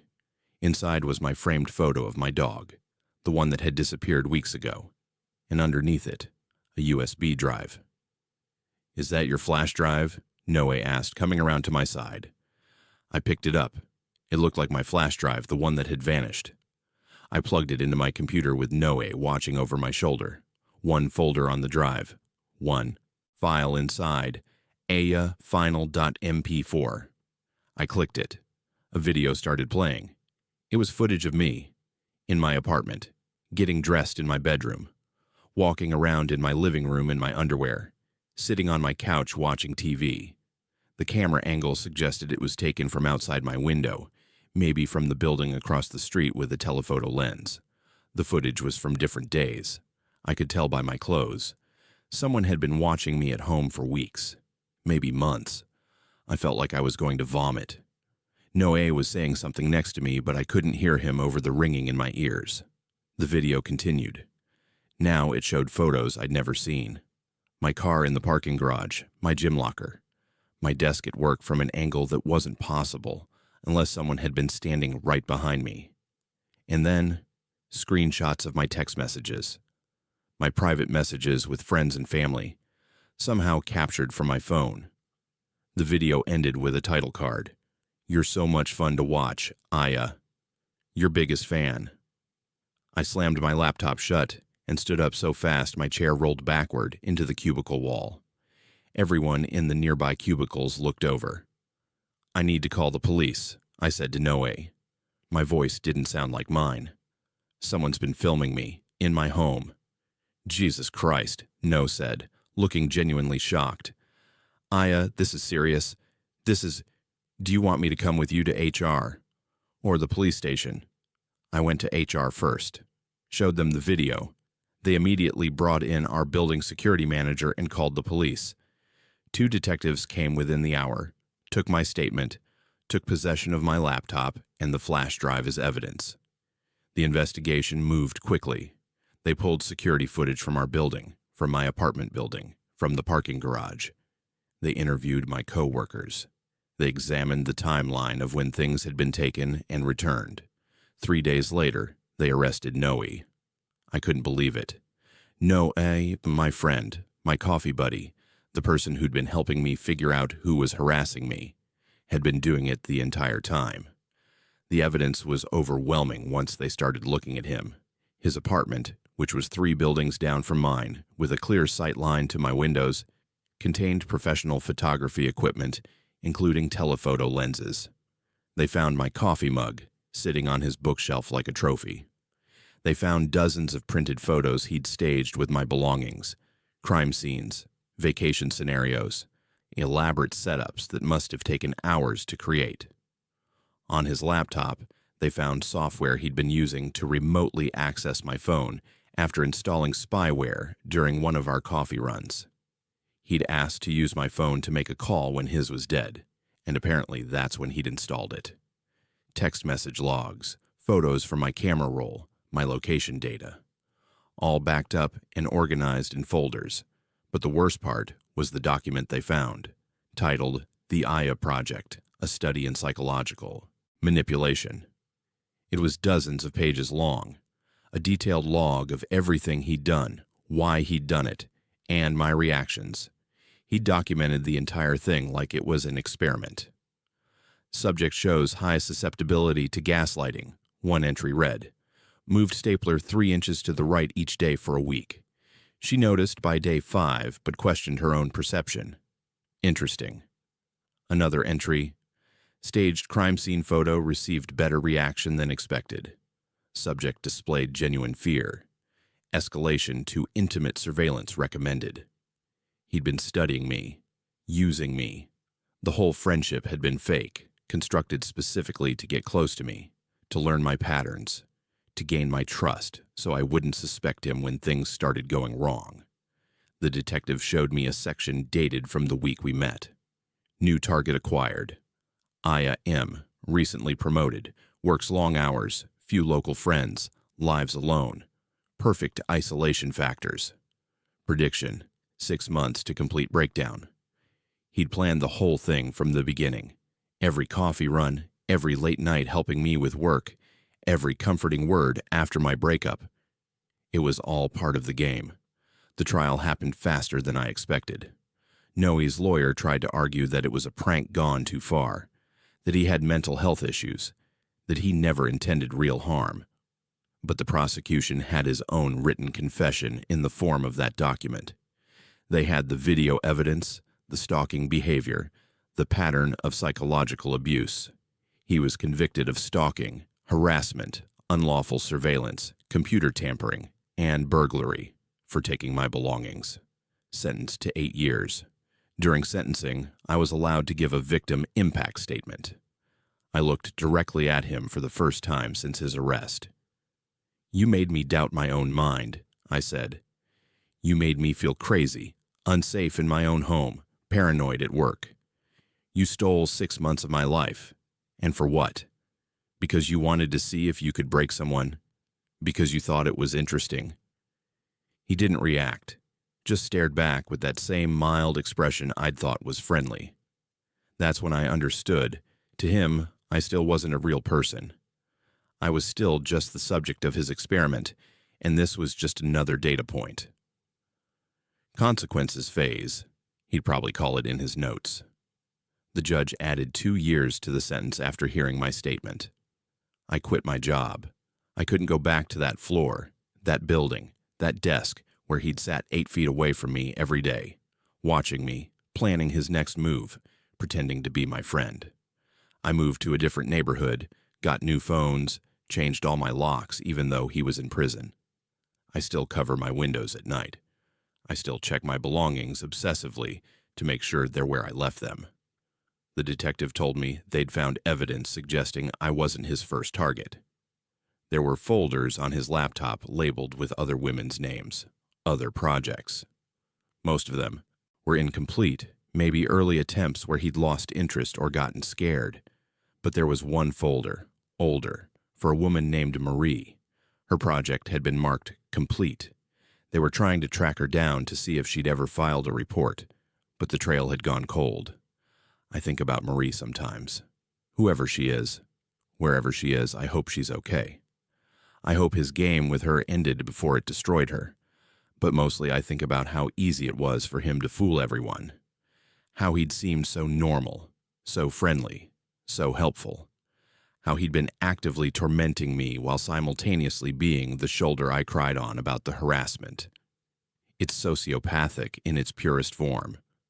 The complete inability to see other people as anything more than objects for entertainment. They say psychopaths make up about 1% of the population. Most of them aren't violent criminals. They're your coworkers, your neighbors, your friends. They blend in perfectly because they've learned to mimic normal human behavior. They know what to say, how to act, which emotions to fake. Noe was one of them, and he'd chosen me not because I did anything wrong, but because I was convenient, available, isolated enough to be a good target. He'd probably passed dozens of potential subjects on the street, in coffee shops, at networking events. I just happened to be the one who worked across from him. If you ever feel like something is off with someone, even someone who seems perfect, seems helpful, seems like they genuinely care, pay attention to that feeling. Trust your discomfort. Because the most dangerous people aren't the ones who look dangerous. They're the ones who've practiced looking safe. Subscribe to Haunted Fears if this story made you rethink the people you trust.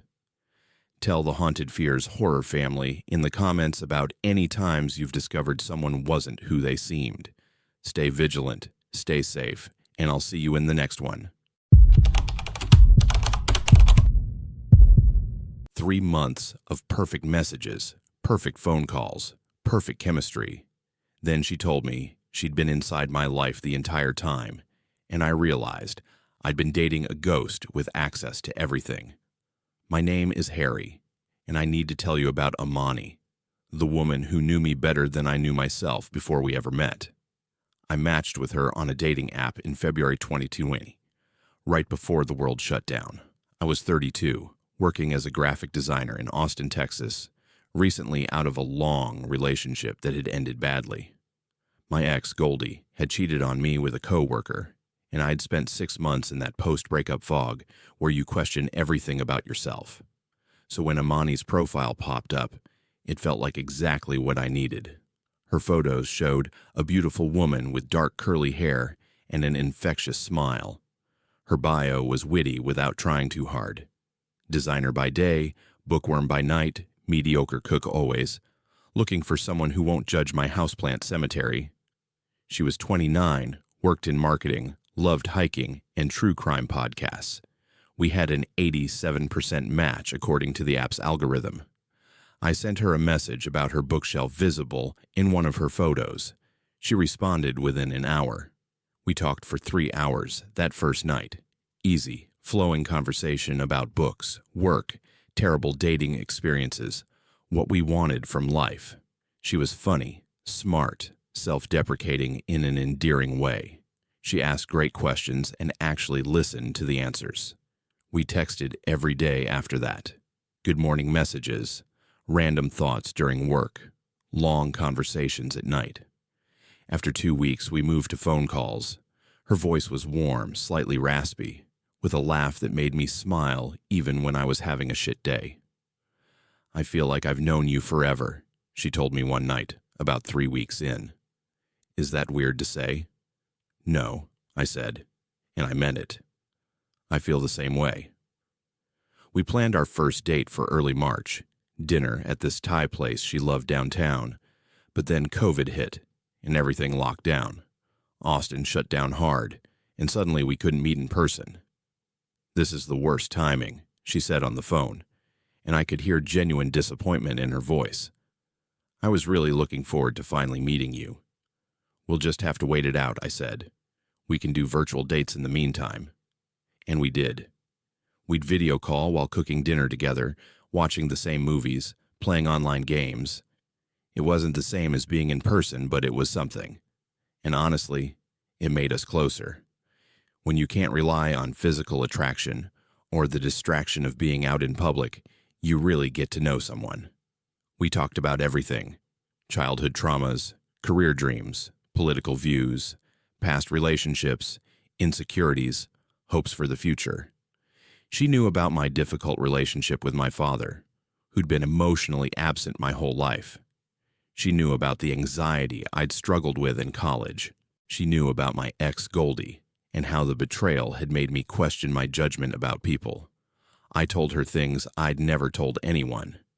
And she opened up to me too, about her parents' divorce when she was 12, about her struggles with perfectionism and imposter syndrome at work, about an abusive ex-boyfriend who tracked her phone and controlled who she could see.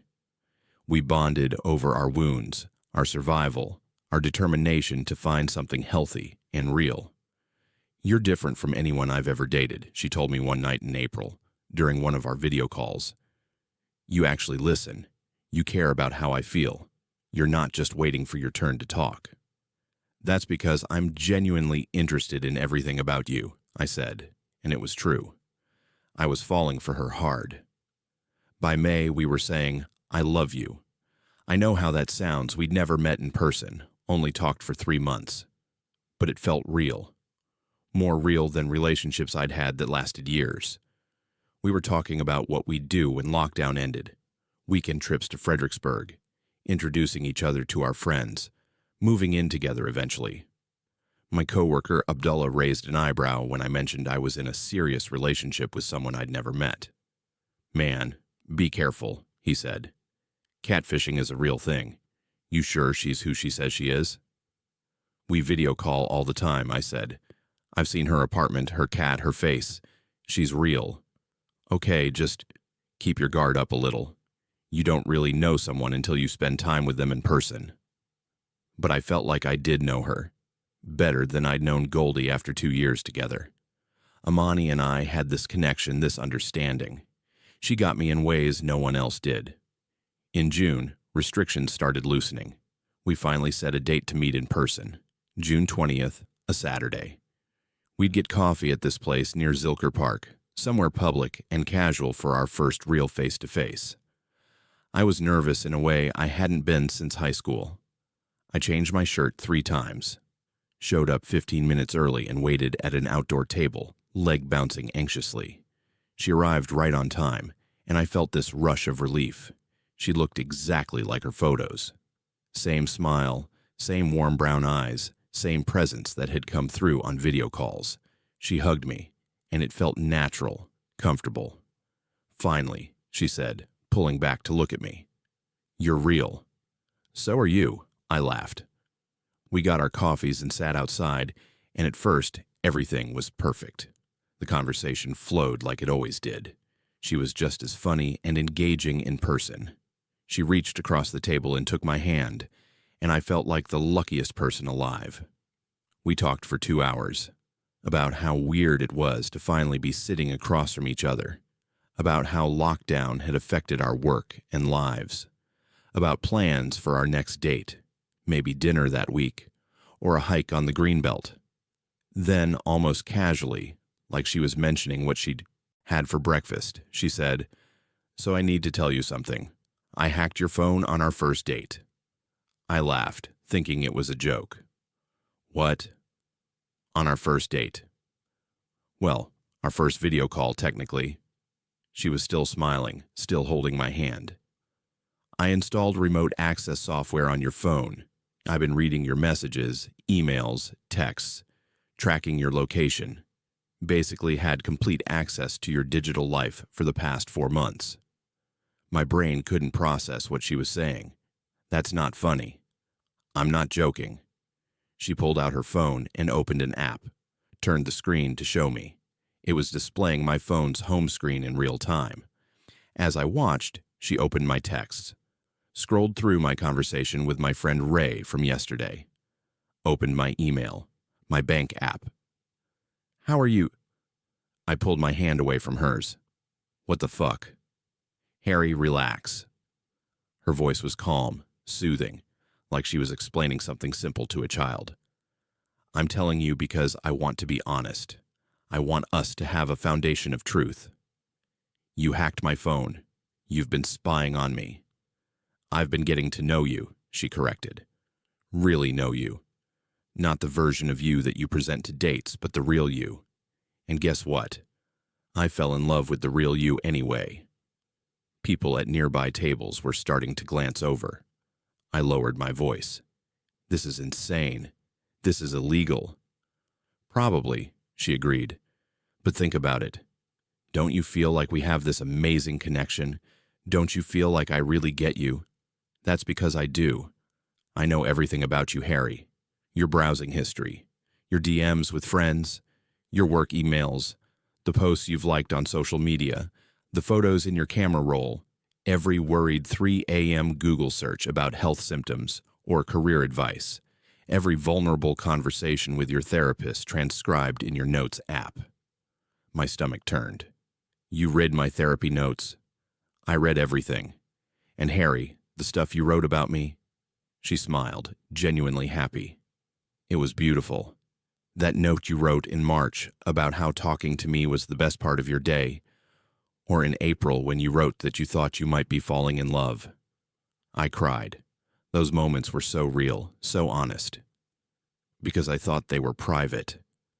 My voice came out strangled. Jesus Christ, Amani. I know this is shock, she said, her tone sympathetic.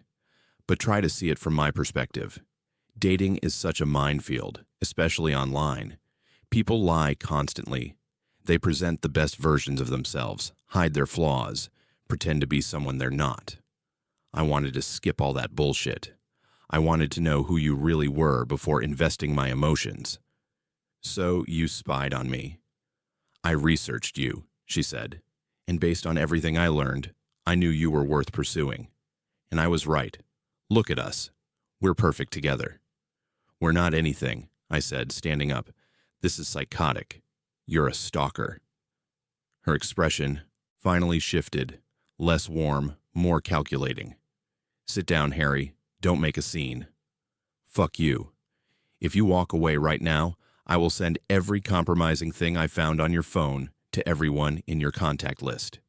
Every private photo, every vulnerable conversation, every embarrassing browser search. Your family, your coworkers, your ex-girlfriend, everyone. I sat down. My hands were shaking. There we go. She smiled again. I'm not trying to threaten you. I don't want to use any of that. I'm just pointing out that leaving right now would be a mistake. Hear me out. What do you want from me? I want what we already had, what we have. Harry, the last 4 months were real. My feelings are real.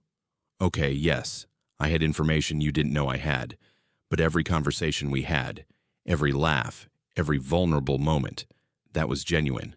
I fell in love with you honestly. You manipulated me. I optimized our compatibility, she said. When you mentioned you loved that obscure band, do you think it was a coincidence that I happened to like them too? When you said you were stressed about that work project, do you think it was luck that I had the perfect advice? I'd read your emails about it. I knew the context. I could actually help you. My mind was racing back through 4 months of conversations, trying to figure out what was real and what was manufactured. The stuff about your abusive ex, about him tracking your phone. Was any of that true? Not exactly, she admitted. But it served its purpose. You opened up about Goldie's cheating, and I needed you to feel like I understood betrayal and invasion of privacy. It made you trust me more. See? It worked. You're insane. I'm practical. She leaned forward. Harry, I watched you for months. I saw how you talked about me to your friends, how you smiled at your phone when I texted, how happy I made you. That was real. Your feelings were real. The only difference between us is that I had more information. The difference is, you're a fucking stalker, I said, louder than I meant to. Then why did you fall in love with me? She challenged. If I'm so terrible, why were you planning your future with me? Why were you telling your therapist I might be the one? Because I didn't know you were hacking my phone. But you knew me in every other way that matters. You knew how I made you laugh, how I listened, how I cared about your day and your dreams and your fears. That part was real, Harry. I promise you that part was real. I stood up again. I'm going to the police. With what evidence? I'll delete the app remotely before you can show them. It'll be your word against mine. And honestly, Harry, what are they going to do? I haven't threatened you physically. I haven't stolen money. I read some text messages. Do you really think that's going to be their priority? She was probably right, which made it worse. But here's what I'm proposing, she continued. We start over. I delete all the access right now in front of you. Clean slate. We keep dating, but this time with total honesty. No secrets, no spying. Just us being real with each other. Why would I ever want to see you again? Because you love me, she said simply. And because I love you. And because what we had, what we have, doesn't come along very often. I know I messed up by not telling you sooner. I know I violated your trust, but I'm telling you now. That has to count for something. I left without responding, walked to my car in a daze, drove home and immediately factory reset my phone, changed every password I had, deleted every social media account. I called my bank, my email provider, everything. I felt violated in a way I couldn't articulate. That night, she called me from a different number. I made the mistake of answering. I know you're angry, she said. You have every right to be. But I need you to understand something. What I did because I wanted something real. I've been through so many terrible relationships with people who lied and hid who they really were. I didn't want that with you. I wanted total honesty. You want to lecture me about honesty? I was incredulous. I'm being honest now, brutally honest. How many relationships have you been in where you wished you knew what the other person was really thinking? How many times did Goldie lie to you before you found out about the cheating? I never lied to you, Harry. I just knew more than you realized. Get help, Amani. Seriously, this isn't normal. What's normal? She challenged. Everyone stalks their dates online now. Everyone checks their social media, Googles them, looks up their exes. I just took it a step further. I was thorough. A step further. You hacked my phone. Because I cared enough to want the full picture, to really know you. And you know what I found? A good person. Someone kind and thoughtful and funny and real. Someone worth pursuing. Most people do all that research and find out the person is a nightmare and ghost them. I found out you were wonderful and chose to stay. I hung up. She called back immediately. I deleted everything, she said when I answered again. The access, the screenshots, the notes, it's all gone. We can start fresh. We're not starting anything.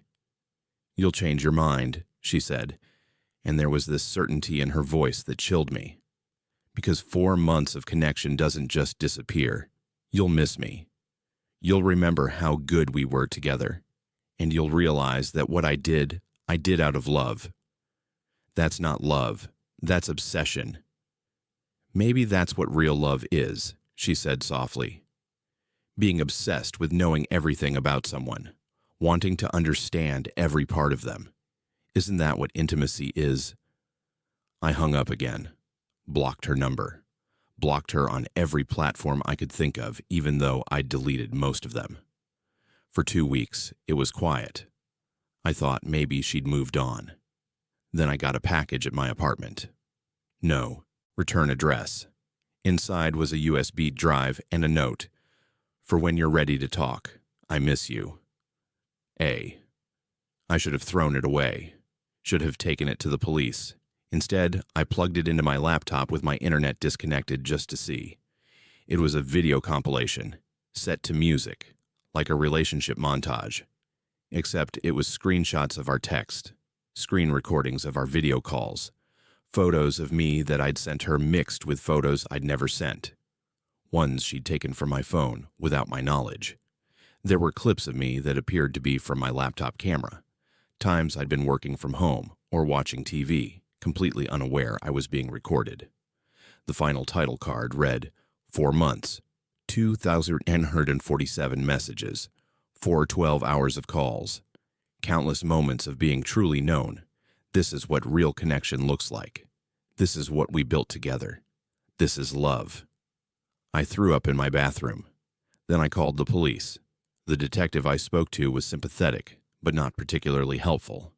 What Amani had done was probably illegal. Unauthorized access to a computer, stalking, harassment.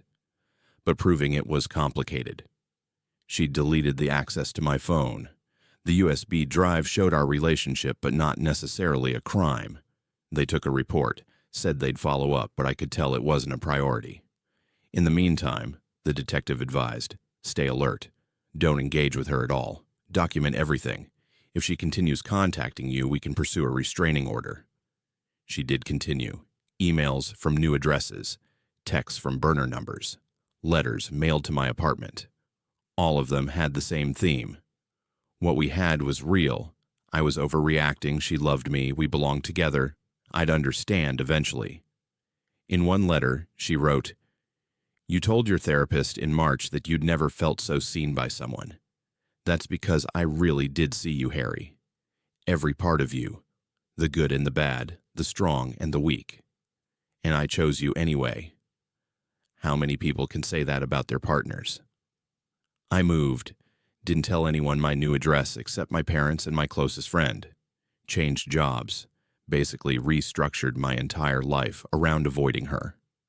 6 months later, I got a message from a woman I didn't know on LinkedIn, one of the few professional platforms I'd kept. "I think we need to talk about Amani," was all it said. We met for coffee. Her name was Isabella. She told me she'd dated Amani 3 years ago, had a nearly identical experience. The quick connection, the perfect compatibility, the eventual revelation that Amani had been monitoring her digital life from the beginning. She told me it was love, Isabella said, that knowing everything about someone is what real intimacy looks like. I reported her to the police, but nothing happened. She moved cities and apparently started fresh with someone else, you. Jesus. Did she stop harassing you? Eventually, after I threatened to go public with everything, to contact her employer, she works in cybersecurity, ironically. If her company knew what she was doing in her personal life, she'd be fired. That's the only thing that made her back off. We compared notes. The patterns were identical. The same justifications, the same manipulation tactics, the same insistence that violating someone's privacy was actually an act of love. I found 3 others, Isabella said, through a support group for stalking victims, all women she'd dated over the last 5 years. Same pattern every time. She's done this to at least 5 people that we know of, probably more. We contacted a lawyer together, started documenting everything, built a case not just on one instance, but a pattern of predatory behavior across multiple victims. It took 2 years, but Amani was eventually charged with multiple counts of computer crimes, stalking, and harassment across 3 states. The cybersecurity firm she worked for fired her once the charges became public. She pleaded guilty to avoid trial and got 3 years in prison, plus supervised probation and mandatory psychological treatment. During her sentencing, she read a statement. She apologized to all of us, said she understood now that what she'd done was wrong, that she'd been trying to control love instead of letting it develop naturally. But the thing I remember most is what she said at the end. I genuinely believed I was loving these people better than anyone else could. By knowing everything, by anticipating their needs, by being perfect for them. I see now that's not love, that's possession. But at the time, I really thought I was doing something beautiful. I don't know if I believe her remorse was real. She'd manipulated me so thoroughly for so long, I'll never trust my judgment about her. I'm in therapy now. Real therapy, with my phone locked in my car during sessions, so I know no one's listening. I have security software on all my devices. I check for hidden cameras regularly. I'm dating again, but carefully, with my guard up, maybe too far up. The worst part isn't what she did. It's how good she was at it. How much I genuinely believed we had this deep connection, this rare understanding. how easily I fell for someone who was essentially performing a version of herself designed specifically to match my needs, using information she'd stolen. Sometimes I still wonder how much of it was real. Did she actually like those bands, those movies, those books? Or was it all research, all performance? Were any of her vulnerable moments genuine, or were they all strategic moves to make me trust her? I'll never know. And that uncertainty is its own kind of violation. If your online connection feels too perfect, if someone seems to understand you too well too quickly, trust that feeling that something's off. Real intimacy builds slowly. Real love doesn't require hacking into someone's phone to fake compatibility. And for the love of God, lock down your devices. Two-factor authentication on everything. Never let a date touch your phone unsupervised.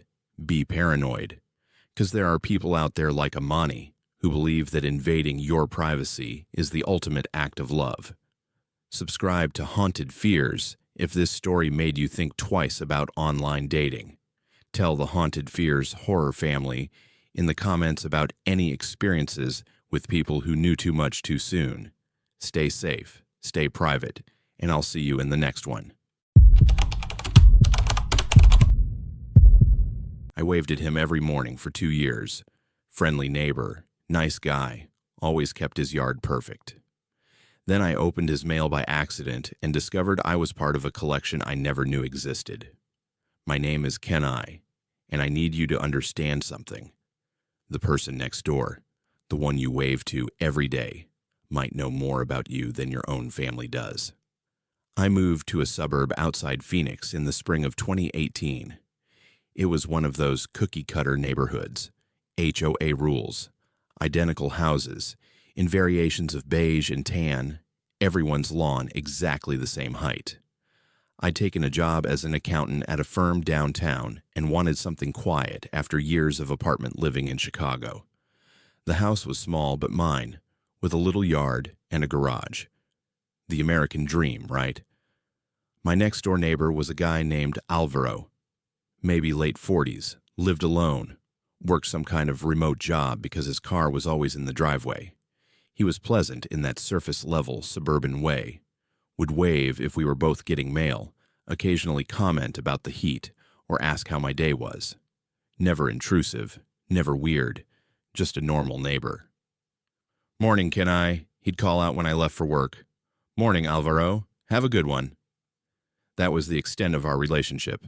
2 years of friendly waves and weather small talk. I knew he liked to garden. His yard was immaculate, better than anyone else's on the street. I knew he ordered a lot of packages because I'd sometimes bring his deliveries to his door when they were left at my place by mistake. He did the same for me. Normal neighbor stuff. The thing about suburban life is how easy it is to not really know anyone. Everyone's behind their closed doors, their privacy fences, their routines. You see the same people every day and know nothing about them except what they show you. And what people show you is usually a carefully maintained surface. It was a Tuesday in June 2020 when everything changed. I'd gone to grab my mail. I was expecting some documents from work and found a manila envelope that looked like mine but had Alvaro's name on it. Easy mistake to make. The houses were numbered sequentially, and the mailman sometimes mixed up 2847 and 2849. I walked over to Alvaro's house and knocked. No answer. His car was there, but sometimes he went for walks in the evening. I'd just leave the envelope by his door, but as I was setting it down, a gust of wind caught it, and it fell, landing in a way that made some contents slide partially out. They were photographs, and one of them was of my house. Not just my house, my bedroom window, taken at night with the curtains open. You could see me inside, sitting at my desk working on my laptop. The angle suggested it had been taken from across the street, or maybe from a neighbor's yard. My stomach dropped. I picked up the envelope, and more photos slid out. More of my house from different angles. My car in the driveway. Me taking out the trash. Me getting my mail, all taken from distances that suggested telephoto lens, taken when I didn't know I was being watched. My hands were shaking. I looked at Alvaro's front door, then back at the photos. Every instinct told me to take them and go to the police. But another part of me needed to understand what the hell was going on. Why did my neighbor have surveillance photos of me? I made a decision I'm still not sure was smart or stupid. I opened the envelope fully. Inside were dozens more photos, but not just of me. Other houses on the street, other neighbors. Anne from 3 doors down getting out of her car. The young couple across the street, Indy and her husband sitting in their backyard. Davina from the corner house, walking her dog. At the bottom of the envelope was a USB drive. I should have left right then. Should have taken everything to the police immediately. But I was frozen trying to process what I was seeing. That's when I heard a car door close. I looked up and saw Alvaro getting out of his car in the driveway holding grocery bags. Our eyes met. His expression changed instantly when he saw what I was holding. Went from friendly neighbor to something cold and calculating in half a second. "Can I?" he said, his voice careful. "That's not yours. Why do you have pictures of me?" My voice came out steadier than I felt. "Pictures of everyone on this street?" He set down the grocery bag slowly. "You should come inside. Let me explain." "I'm not going anywhere with you. I'm calling the police." "If you do that, you'll never know what else is on that USB drive," he said. "And trust me, you want to know." I don't know why I hesitated. Maybe curiosity, maybe fear of what he'd do if I tried to leave. But I stood there, clutching the envelope. "5 minutes," he said. "Inside my house. I'll show you everything. Then you can decide what to do. If you run now, you'll always wonder what you missed." Against every survival instinct, I followed him inside. I know how that sounds, but I needed to know what the hell was happening. I kept my phone in my hand, finger hovering over 911. Alvaro's house looked normal from the entryway, clean, minimally furnished, no obvious red flags. He led me to what should have been a spare bedroom, but had been converted into an office. And that's when normal ended. The walls were covered in photographs. Not just a few, hundreds. Every house on our street taken from dozens of angles, at different times of day, in different seasons. Our entire neighborhood, documented in obsessive detail. But it wasn't just houses. There were photos of people. Every neighbor I'd ever seen, captured in their daily routines. Getting mail, leaving for work, mowing lawns, walking dogs, bringing in groceries. All of us. Photographed without our knowledge, organized on his walls like some kind of bizarre art installation. "What the fuck is this?" I whispered. Alvaro sat down at his computer. "It's a catalog. I've been documenting this neighborhood for 7 years. Every person, every pattern, every detail. It started as a hobby. I like photography. I like patterns. But it became something more. A complete record of human behavior in a controlled environment." He clicked through files on his computer. Each neighbor had a folder. He opened mine.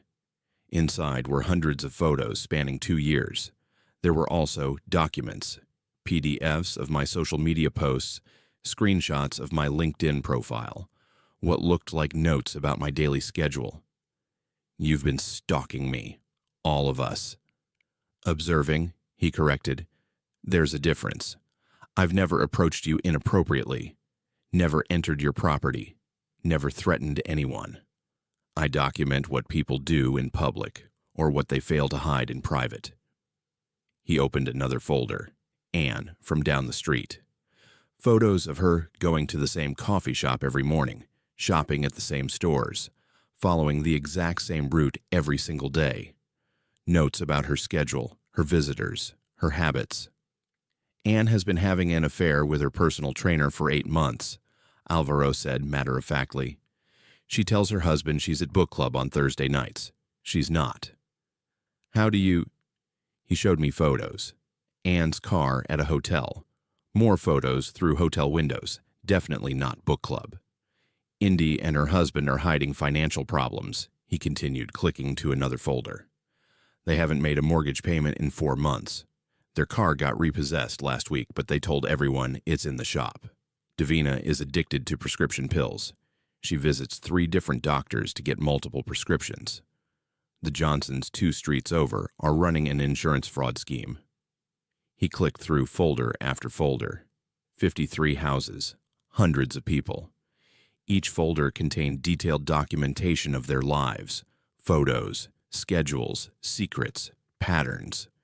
It was an encyclopedia of neighborhood surveillance. Why? I asked. What's the point? Because people are predictable, he said. Because everyone has secrets. Because no one pays attention to their neighbor with the nice yard who waves every morning. I could tell you things about this neighborhood that would destroy marriages, end careers, send people to jail. And I know it all because people are careless. They leave their curtains open. They have loud arguments in their backyards. They throw away documents without shredding them. They think privacy is automatic, but it's not. Privacy is work, and most people don't do the work. You're insane. I'm observant. He leaned back in his chair. And now you have a choice. You can go to the police with what you found, but here's what will happen. I'll delete everything before they get here. I'll deny everything. Your word against mine, and I'm a respected member of this community. Been here 7 years, never caused problems, always volunteer at neighborhood events. You've been here 2 years and barely know anyone. They'll find the equipment, the cameras. What cameras? He smiled. I use a telephoto lens from my windows, completely legal, and I throw away the printed photos. These walls are temporary. The digital files are encrypted and stored on servers that can't be traced back to me. You found one envelope that I can claim was research for a photography project. That's not a crime. My mouth was dry. So, what are you saying? I'm saying you have information now about everyone on this street. Maybe that's valuable to you. Maybe you want to know that the couple who just moved in across from you, the ones with the baby, they're not married. In fact, he's married to someone else in Scottsdale, and this is his second family. Maybe you want to know that your boss's husband lives 6 streets over and is sleeping with his administrative assistant. He opened a folder that made my blood freeze. It was labeled with my ex-girlfriend's name, Flora, who I dated for 3 years before moving to Phoenix. She's engaged now, Alvaro said. Living in Chicago, but she's also been emailing you from a fake account asking about your life, tracking your social media. She's not over you, thought you might want to know. How do you... I researched the neighbors, all of them. Past relationships, family, background. It's all public information if you know where to look. I'm just more thorough than most people. He closed the laptop. So, here's the deal. You can try to turn me in, and I'll disappear all of this, and you'll look crazy. Or you can walk away, keep the envelope, use the information however you want. Maybe knowing your neighbor's secrets is useful. Maybe it's just interesting. Either way, you can't unknow what you've seen. I stood there, mind racing. Everything about this was wrong, but he was right about one thing. I couldn't unknow it. I couldn't unsee those photos, those secrets, that documentation of lives people thought were private. If I walk away, you keep doing this. I'll keep doing it regardless of what you choose, he said.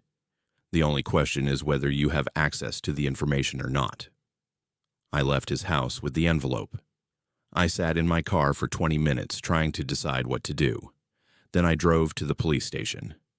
The detective I spoke to was skeptical at first, but when I showed him the photos and explained everything, his attitude changed fast. They got a warrant for Alvaro's house based on the evidence I'd provided. What they found was worse than what he'd shown me. 3 terabytes of surveillance footage and photos. 53 households documented in disturbing detail. But more than that, they found evidence he'd been selling the information. Divorce lawyers bought surveillance of cheating spouses. Private investigators bought background information. He'd even sold information to a blackmailer who'd used it to extort someone in a custody case. Alvaro had been running a neighborhood surveillance operation for profit, the friendly, Neighbor routine was cover for a criminal enterprise. He was charged with dozens of counts: stalking, surveillance crimes, conspiracy to commit extortion, computer crimes, invasion of privacy. The trial took a year. During that time, our neighborhood fell apart. Everyone knew their private lives had been documented and potentially sold. Marriages ended. People moved away. The Johnsons went to jail for their insurance fraud when prosecutors used Alvaro's documentation as evidence. Alvaro was convicted and got 12 years in federal prison. But the damage he did lasted longer, because everyone in that neighborhood now knew that for 7 years, someone had been watching everything. Every mistake, every secret, every moment they thought was private had been cataloged by the man who waved every morning. I moved away 6 months after the trial. I couldn't stay in that house knowing how many photos existed of me living my life, thinking I was alone. I couldn't look at my neighbors without wondering what they knew, what information Alvaro had sold about me to strangers. The worst part wasn't what he did. It was how easy it was. He didn't break into houses. He didn't hack computers. He just watched. From his windows, from his yard, from public spaces. He documented what people failed to hide and sold it to the highest bidder. And he did it for 7 years before anyone noticed, because he was friendly and normal and his yard looked nice. The detective told me they'd found evidence of 2 other neighborhoods Alvaro had documented before ours. They were trying to notify those victims too. Hundreds of people who'd been surveilled and never knew it. Every neighborhood has someone like Alvaro. Maybe not selling information, maybe not as systematic, but someone paying a little too much attention. Someone who knows your schedule better than they should. Someone whose friendliness is a cover for something darker.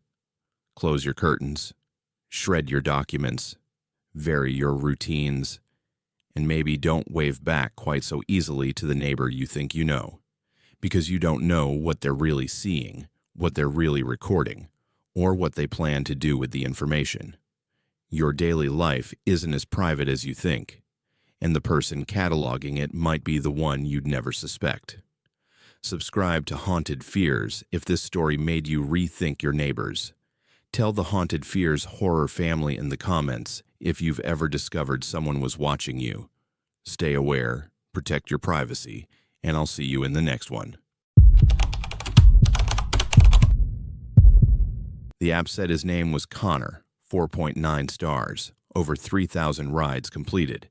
What it didn't say was that he'd been searching for someone like me for 3 years, and tonight he'd finally found what he was looking for. My name is Melina, and I'm about to tell you about the longest 15-minute drive of my life and why I'll never use a rideshare app again. It was a Saturday night in late October 2019, around 11:30. I'd been out with friends in downtown Denver, celebrating my promotion at the marketing agency where I worked. We'd had dinner, drinks, dancing, one of those perfect nights where everything feels right with the world. My friends had all paired off to share rides home, but I lived in the opposite direction, so I ordered my own ride. The app showed a gray Honda Civic 6 minutes away. Driver photo showed a normal-looking guy, maybe mid-30s, friendly smile. Connor. His stats were solid, almost 5 stars, thousands of completed trips driving for 3 years, member of the app's premium driver program, all the markers of a safe, reliable driver. When the car pulled up, I did what you're supposed to do. Checked the license plate, confirmed the driver's face matched the photo. Everything checked out. I got in the back seat, said hello, confirmed my destination, normal rideshare routine. "How was your night?" Connor asked as he pulled away from the curb. Pleasant, professional voice. The car was clean, smelled like air freshener. Soft music playing, something instrumental and generic. "Really good, actually," I said, settling into the seat. "Celebrating a promotion." "Congratulations. What do you do?" We made small talk as he navigated through downtown traffic. He asked about my job, my plans, whether I'd lived in Denver long. Standard driver conversation, friendly but not intrusive. I was relaxed, checking my phone, half paying attention. We'd been driving for maybe 5 minutes when I noticed We'd taken a turn that didn't match the GPS route on my phone. Not drastically wrong, but different. "Hey, I think the GPS is showing a different route," I said, holding up my phone. "Traffic alert came through on my system," he said smoothly. "Accident on your usual route. This way's actually faster." That made sense. The driver's app probably had better real-time traffic data. I went back to my phone. Another minute passed. Another turn that didn't match. We were heading away from my neighborhood now, toward an area I didn't recognize. "Are you sure this is right?" I asked, my voice a little sharper now.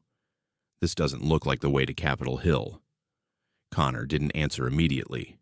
Then I heard it, the click of the door locks engaging. All 4 doors locked simultaneously. My stomach dropped. "Why did you lock the doors?" "Melina," he said, and his voice was different now, calmer, more certain. "I need you to listen very carefully to what I'm about to tell you. I'm not taking you home." Fear shot through me like ice water. I grabbed the door handle, pulled hard, locked.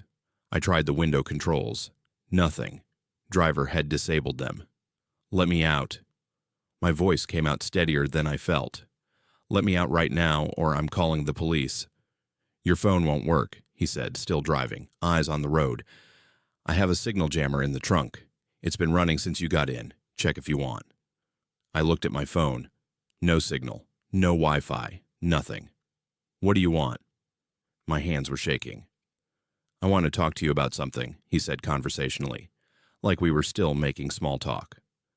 "I've been driving for this company for 3 years. Do you know how many rides I've given? 4,218. Before tonight." He turned onto a darker road, fewer streetlights. We were heading toward the industrial area near the train yards. "And do you know what I've been doing all those rides, Melina? I've been looking, searching, trying to find someone who meets very specific criteria. Age, appearance, living situation, personality type.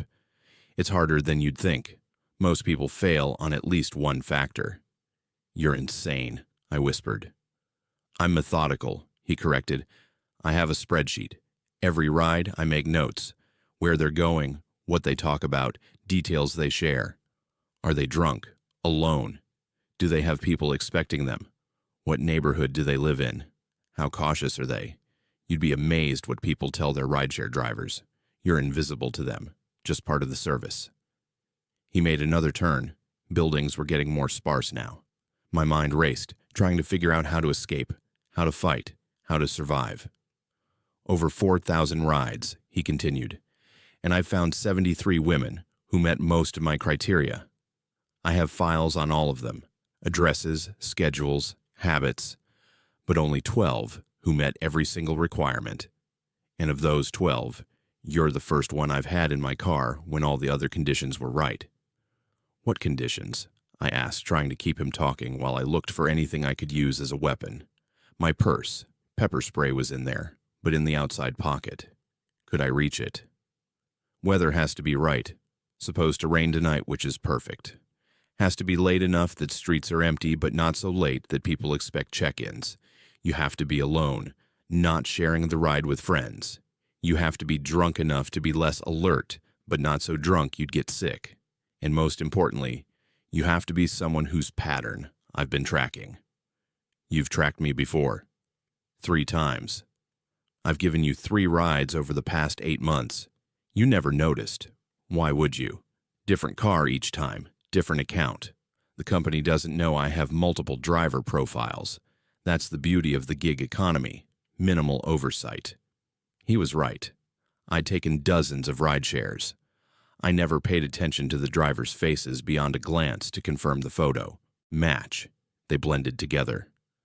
"First time was February 14th, he said, like he was reciting from memory. "You took a ride from your office to a restaurant in Lodo. You were meeting someone for a date. Mentioned it on a phone call during the ride. Date didn't go well, by the way. I know because I gave him a ride home later that night, and he talked about it." My mind was reeling. He'd driven both of us. "Second time was June 22nd. Ride from your gym to your apartment. You mentioned to your friend on the phone that you lived alone, that your roommate had just moved out. That's when you moved into the priority category. Third time was September 3rd, late night ride from a bar to your place. You were drunk that time too, but you were with a friend, so conditions weren't right. But I noted your building, your patterns, and I waited. We were in the industrial area now. Dark warehouses, empty lots, no cars, no people. Tonight was perfect, he said. You're drunk but functional. You're alone. It's Saturday night, so if you don't show up to work Monday, they'll just think you're taking a long weekend. Your social media shows your parents live in California. Too far to do a wellness check right away. And according to the conversation I overheard when you were getting in, your friends all think you got a ride home safely. He pulled into an empty lot behind a warehouse and stopped the car. My heart was hammering so hard I thought it would break through my chest. There's a storage unit about 200 feet from here, he said, turning to look at me for the first time since we'd started driving. I've been preparing it for 6 months. Everything's ready. And here's what's going to happen. I didn't let him finish. I grabbed the headrest and pulled myself forward, kicking at the back of his seat as hard as I could. He lurched forward, surprised. In that second, I reached between the front seats and grabbed the steering wheel, yanking it hard to the right while hitting his shoulder. The car lurched, Connor swore, and his foot hit the gas instead of the brake. We crashed into a chain-link fence, the impact throwing me back against my seat. The airbags deployed with a bang that left my ears ringing. But the crash did something else. It disengaged the door locks. I didn't think, didn't hesitate. I shoved the door open and ran. Behind me, I heard the driver's door open. Melina, stop. You can't. I ran harder than I've ever run in my life. The warehouse area was dark, unfamiliar, but I saw lights in the distance, a main road, maybe a quarter mile away. My heels were impossible to run in. I kicked them off and kept going, feet pounding concrete, lungs burning. I could hear him behind me, footsteps, getting closer. This isn't how this works, he yelled. You're just making it harder. I cut between two buildings, hoping to lose him. My phone was still dead. The jammer was probably still in range. I just needed to get far enough away. Find help. Find anyone. I turned a corner and saw Salvation, a gas station still open, lights blazing like a beacon. I sprinted across the parking lot and burst through the door. Call the police, I screamed at the clerk, a teenager who looked terrified. There's a man chasing me. Call 911 now. The clerk grabbed his phone. I looked back through the window and saw Connor standing at the edge of the parking lot just outside the reach of the lights, watching, calculating. Then he turned and walked away, back toward his crashed car. The police arrived within 5 minutes. I gave them everything.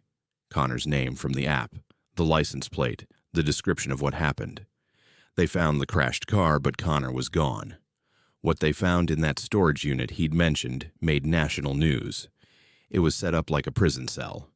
Reinforced walls, soundproofing, a steel door with multiple locks, a bed frame with restraints, a camera system to record everything, and a laptop with files on 73 women, the ones he'd mentioned. Photos, addresses, schedules, notes on vulnerabilities. The 12 who met all his criteria had detailed dossiers. He'd been planning which one to take for months. They also found evidence of his multiple driver accounts. He'd created fake identities, used different cars, all to avoid detection. The rideshare company's background checks had cleared him because technically he had no record. He'd never been caught before. The FBI got involved because his files showed women in multiple states. Turned out he'd been driving for rideshare companies in 4 different cities over the past 3 years, building his database. They think he was planning this from the beginning, that getting hired as a driver was always about access to potential victims. They found Connor 3 days later in Kansas, trying to cross into Missouri. He had a go bag in his car with cash, fake IDs, everything ready to disappear. During interrogation, he admitted the plan. He would have kept me in that storage unit until he got bored, then killed me and moved on to the next city, the next rideshare company, the next victim. He'd done this before. They found evidence linking him to 2 missing women in other cities. women whose last known activity was taking a rideshare late at night. Their cases had gone cold because there was no evidence, no leads, just women who got in cars and vanished. Connor's in prison now, awaiting trial on kidnapping, attempted murder, and 2 counts of suspected homicide. The rideshare companies settled lawsuits from multiple victims and families. They implemented new safety features, panic buttons, better driver verification, GPS tracking that can't be disabled. But here's what still haunts me. 4,000 rides. 4,000 people got in his car, and most of them never knew they were being evaluated, assessed, categorized. He was studying every single passenger, looking for the perfect victim. And for 3 years, he hid in plain sight, protected by a friendly smile and a good driver rating. I don't use ride shares anymore. I barely go out alone at night. When I do take a car service, I have friends track me in real time. I keep my hand on pepper spray the whole ride, and I watch every turn, because the person driving you home might have driven you before. They might know where you live, where you work, who you talk to. They might have a spreadsheet with your name on it, and you'd never know until the locks clicked and the car turned the wrong way. Check every ride, share your trip with friends. Trust your instincts if the route feels wrong. And remember, those star ratings don't tell you what the driver's been doing between rides. They don't tell you what's in the spreadsheet or what's waiting in the storage unit. Your driver might be exactly who they seem, or they might be someone who's been waiting 3 years to find you. Subscribe to Haunted Fears if this story made you rethink your rides home. Tell the Haunted Fears horror family in the comments about any experiences where something felt wrong during a ride. Stay alert, share your location, and I'll see you in the next one. People think stalkers hide in shadows, but mine stood under fluorescent lights every morning at 6 a.m., pretending to bench press while his camera rolled. I didn't notice for 8 months, but he'd been building our life together the whole time. My name is Emberly, and I'm going to tell you about the man who loved me so much. He created an entire relationship without ever asking me on a date. It started innocuously enough. January 2018, I joined a 24-hour gym in Miami as part of my New Year's resolution to get healthier. I just turned 30, was working as a paralegal at a law firm downtown, and felt like my 20s had disappeared into work and failed relationships. The gym was 3 blocks from my apartment, open all hours, reasonably priced. Perfect. I'm a creature of habit, so I went every morning before work. 6 a.m., Monday through Friday, sometimes Saturdays. Same routine. 30 minutes cardio, 30 minutes weights, shower, protein shake from the bar, then walk to the office. Within 2 weeks, I started recognizing the other regulars. The older man who power walked on the treadmill. The woman who only did yoga in the stretching area. The college kid who deadlifted more than seemed humanly possible. And Evander. He was always there when I arrived, usually on the weight benches or the rowing machine. Mid-30s, fit but not obsessively so. Dark hair, friendly face. We did that thing gym regulars do, nod in acknowledgement, occasional morning greeting, respect for each other's space and routines. He seemed nice, normal. Just another person trying to stay healthy. Around March, we started having brief conversations. Started with him asking if I was done with a machine. Then comments about the gym's terrible music choices. Then actual conversations while we both waited for equipment. His name was Evander. He worked in IT. Lived somewhere in the area. He was easy to talk to, never pushy, always respectful of personal space. "Your dedication is impressive," he said one morning in April. "You're here more consistently than anyone I've seen." "Could say the same about you," I replied, wiping down a machine. "Yeah, but I work from home. You're here before a full workday. That takes discipline." It was a nice compliment. Made me feel good about my progress. We continued these casual conversations over the months. Nothing deep, nothing personal, just pleasant gym small talk. I mentioned I was a paralegal. He mentioned he did contract work for tech companies. I said I'd recently gone through a breakup. He said he'd been single for a while, focusing on himself. Normal conversations between gym acquaintances. That's all they were. That's all I thought they were. In June, I started noticing him in other places. The coffee shop where I got my morning latte, he was there one Tuesday working on his laptop. Oh, hey, Emberly, like it was a happy coincidence. We chatted for 5 minutes, then I left for work. The following week, I saw him at the grocery store near my apartment. We must live in the same neighborhood, he said, friendly and casual. Again, seemed like coincidence. Miami's big, but neighborhoods overlap. Another time at the dry cleaners. Another at a restaurant where I'd gone for lunch with coworkers. Each time he seemed genuinely surprised to see me, pleasantly so. We'd chat briefly, then go our separate ways. Looking back, I should have noticed how many coincidences there were. But in the moment, it just seemed like the kind of thing that happens when you live in the same area, frequent the same places. Miami has patterns. People cluster in neighborhoods. August, he approached me at the gym with a suggestion. Hey, there's this new smoothie place that opened a few blocks from here. Supposed to be really good for post-workout nutrition. Want to check it out Saturday morning after your workout? It wasn't quite asking me out. It was more gym friends extending the gym relationship. I hesitated, but it seemed harmless. Sure, why not? Saturday morning, we went. The smoothie place was great. We talked more than we ever had. About work, hobbies, life goals. He was attentive, asked good questions, seemed genuinely interested in my answers. He mentioned he loved photography as a hobby, that he had a whole setup at home for editing. I mentioned I'd done some photography in college. We bonded over that. We should do a photo walk sometime, he suggested. There are great spots in Wynwood for street photography. I said maybe non-committal. He didn't push.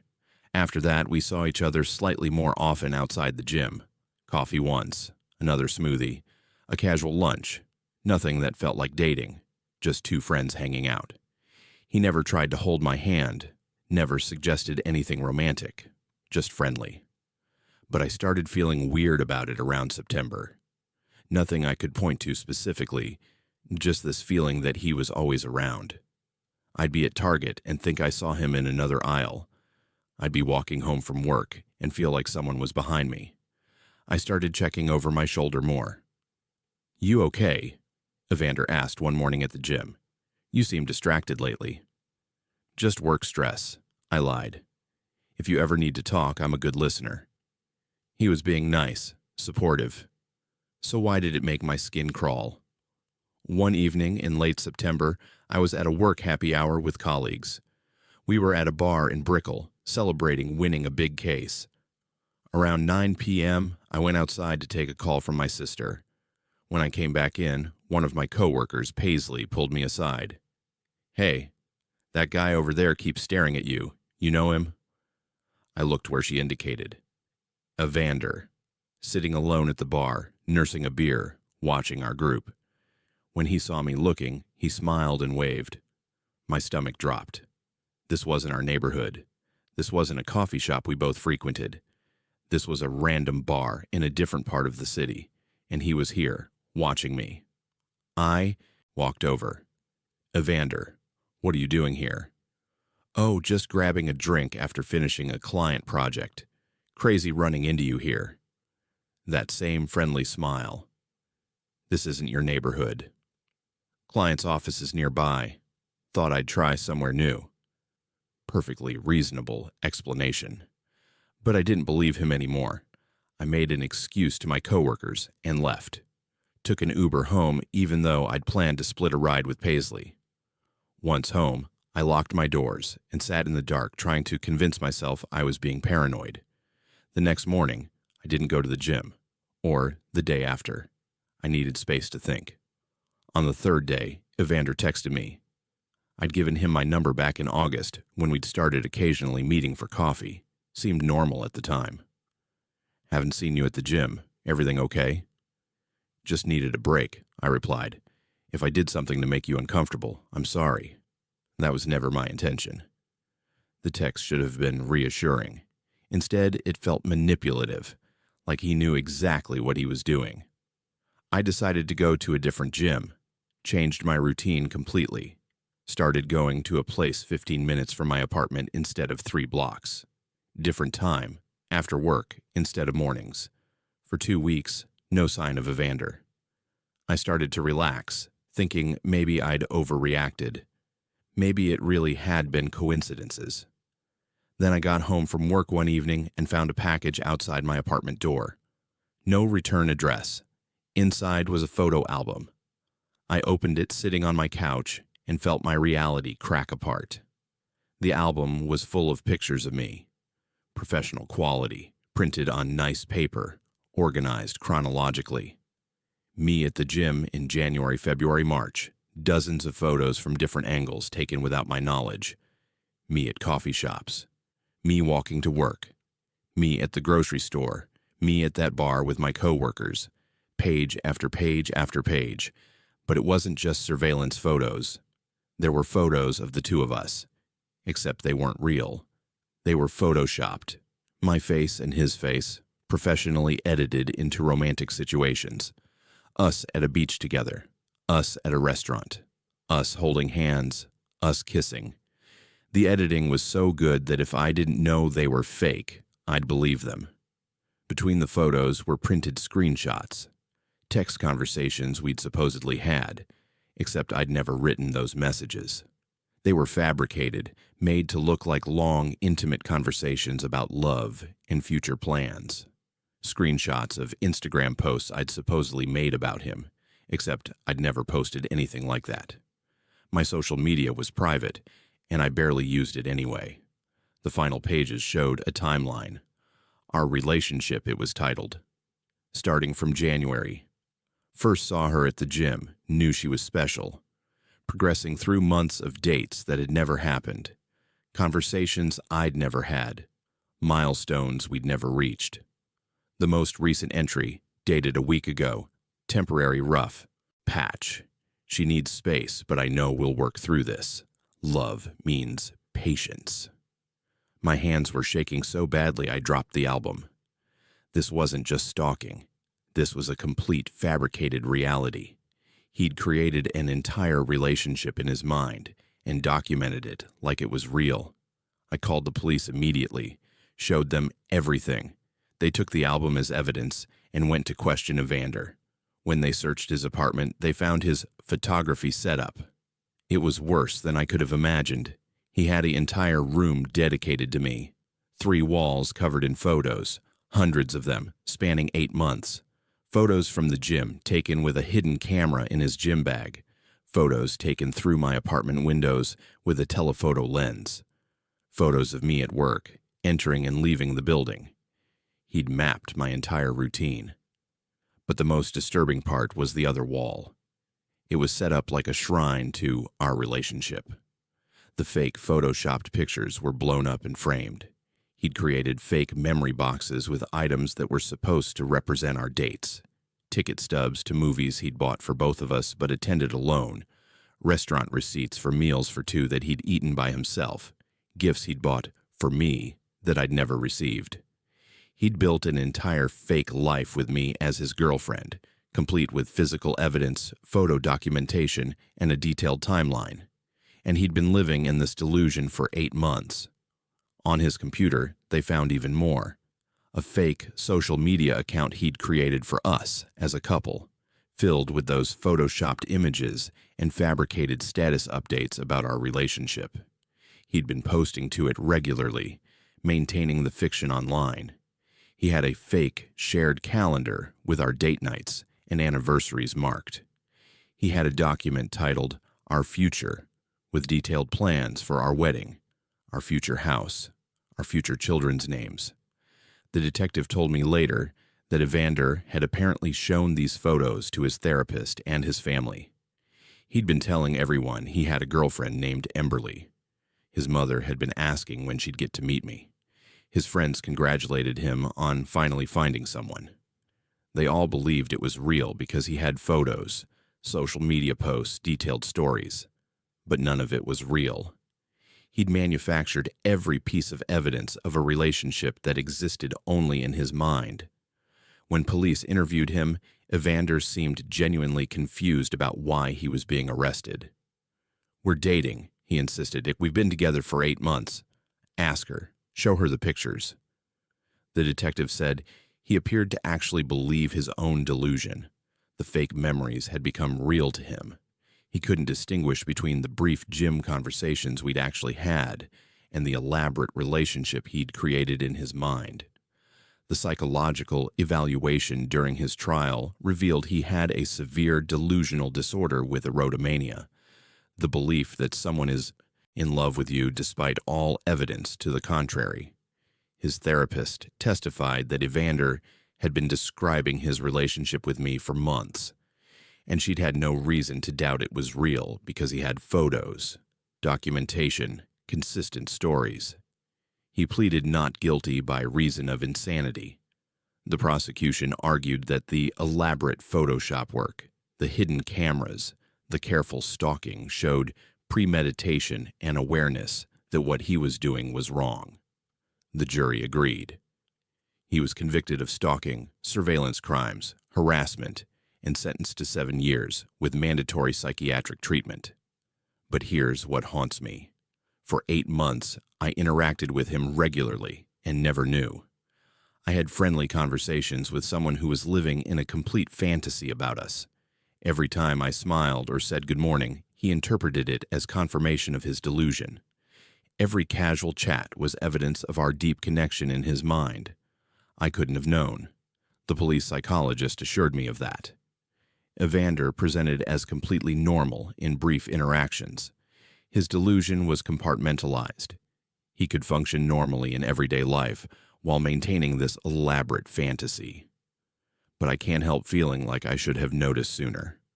The coincidental meetings, the way he always seemed to know where I'd be, that feeling of being watched that I dismissed as paranoia.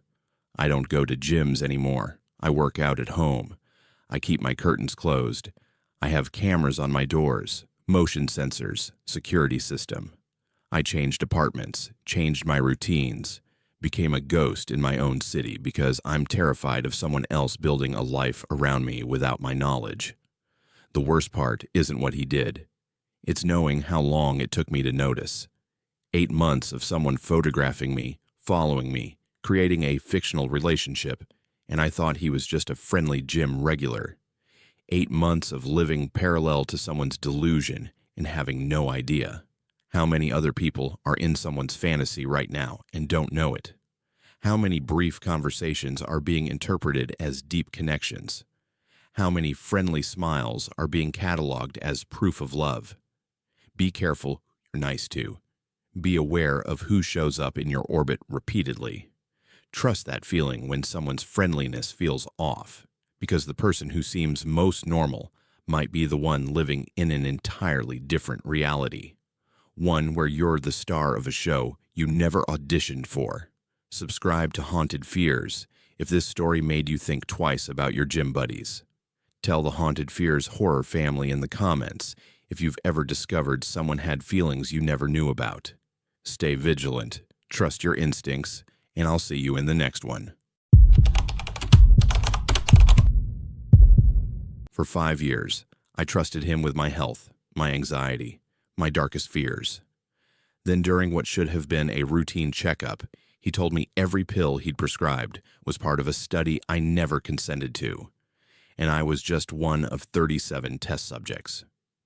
My name is Myra, and I need to tell you about the doctor who treated my life like a science experiment and documented my slow psychological deterioration with clinical precision. I first met Dr. Abdullah in early 2014 when I moved to Boston for graduate school. I was 26, starting a PhD program in literature at BU, and needed to establish care with a local physician. Dr. Abdullah's practice was near campus. He accepted my insurance, and his reviews online were stellar. Excellent bedside manner. Really listens. Actually cares about his patients. All the things you hope to find in a doctor. My first appointment was for a basic physical and to discuss my anxiety.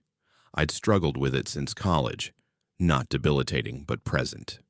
Racing thoughts, trouble sleeping, occasional panic attacks during stressful periods. My previous doctor had me on a low-dose anti-anxiety medication that worked well. Dr. Abdullah was in his mid-40s, soft-spoken, with kind eyes behind wire-rimmed glasses. He listened attentively as I described my medical history, asked thoughtful follow-up questions, never rushed me. When I mentioned my anxiety medication, he nodded. "That's a good medication, but I have some concerns about long-term use," he said. "There are newer options that might work better for you with fewer side effects. Would you be open to trying something different?" I trusted his expertise. He was the doctor. He knew more than I did. "Sure, if you think it's better." He prescribed a different medication, explained the dosage, warned me there might be an adjustment period. "Call me if you have any concerns. I want to monitor how you're doing closely." That should have been my first clue. The attention felt caring at the time. Now I know it was observation. The first few months on the new medication were rough. My anxiety actually increased. I had trouble concentrating, developed insomnia, felt emotionally numb. I called Dr. Abdullah's office multiple times. Each time he assured me this was normal, that my body needed time to adjust, that we'd work through it together. "These things take patience, Myra," he said during a follow-up appointment in month 3. "Your brain chemistry is complex. We're finding the right balance." By month 6, things stabilized somewhat. I felt better than I had during the adjustment period, though not as good as I'd felt on my previous medication. But Dr. Abdullah was pleased with my progress, and I convinced myself he knew best.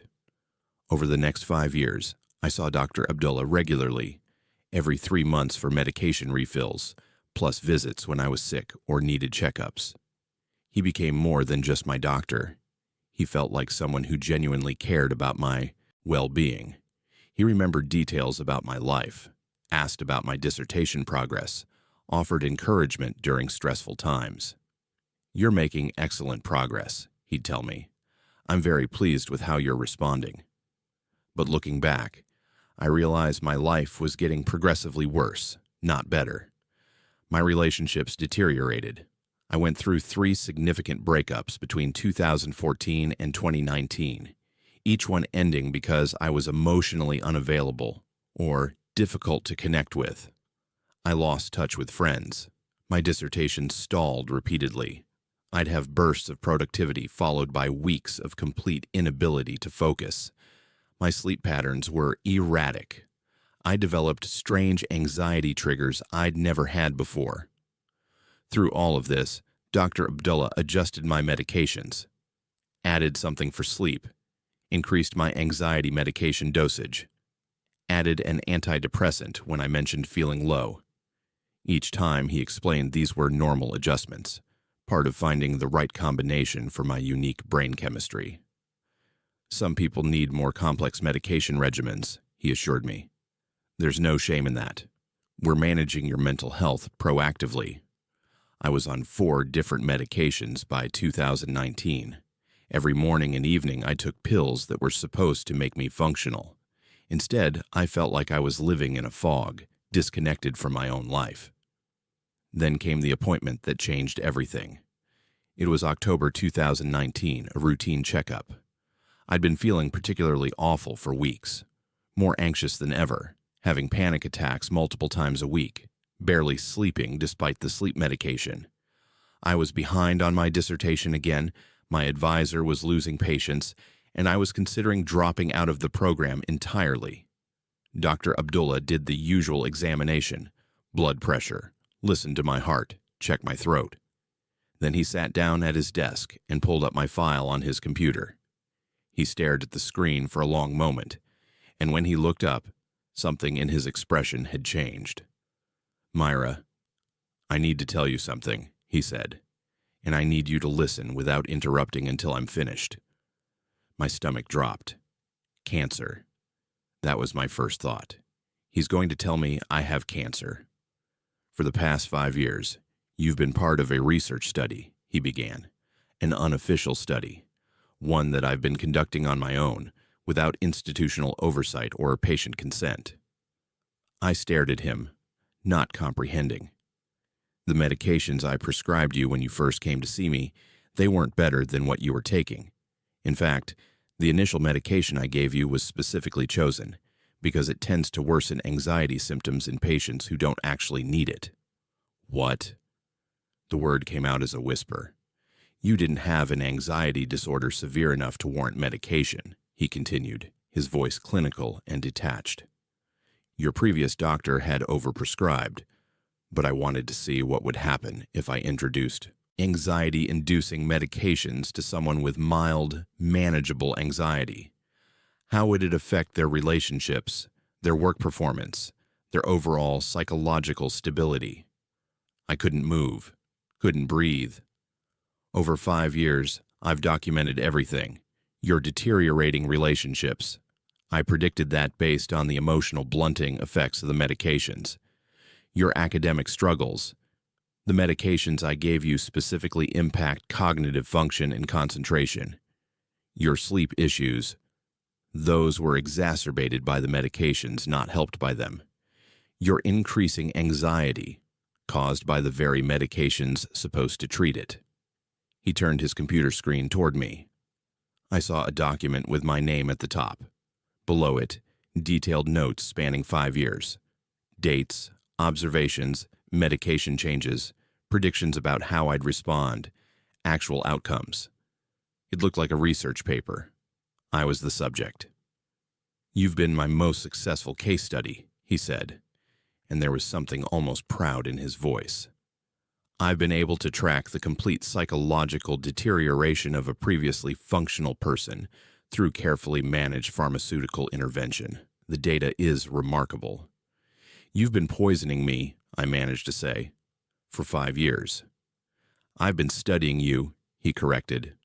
There are 37 patients in my study. You're patient 19.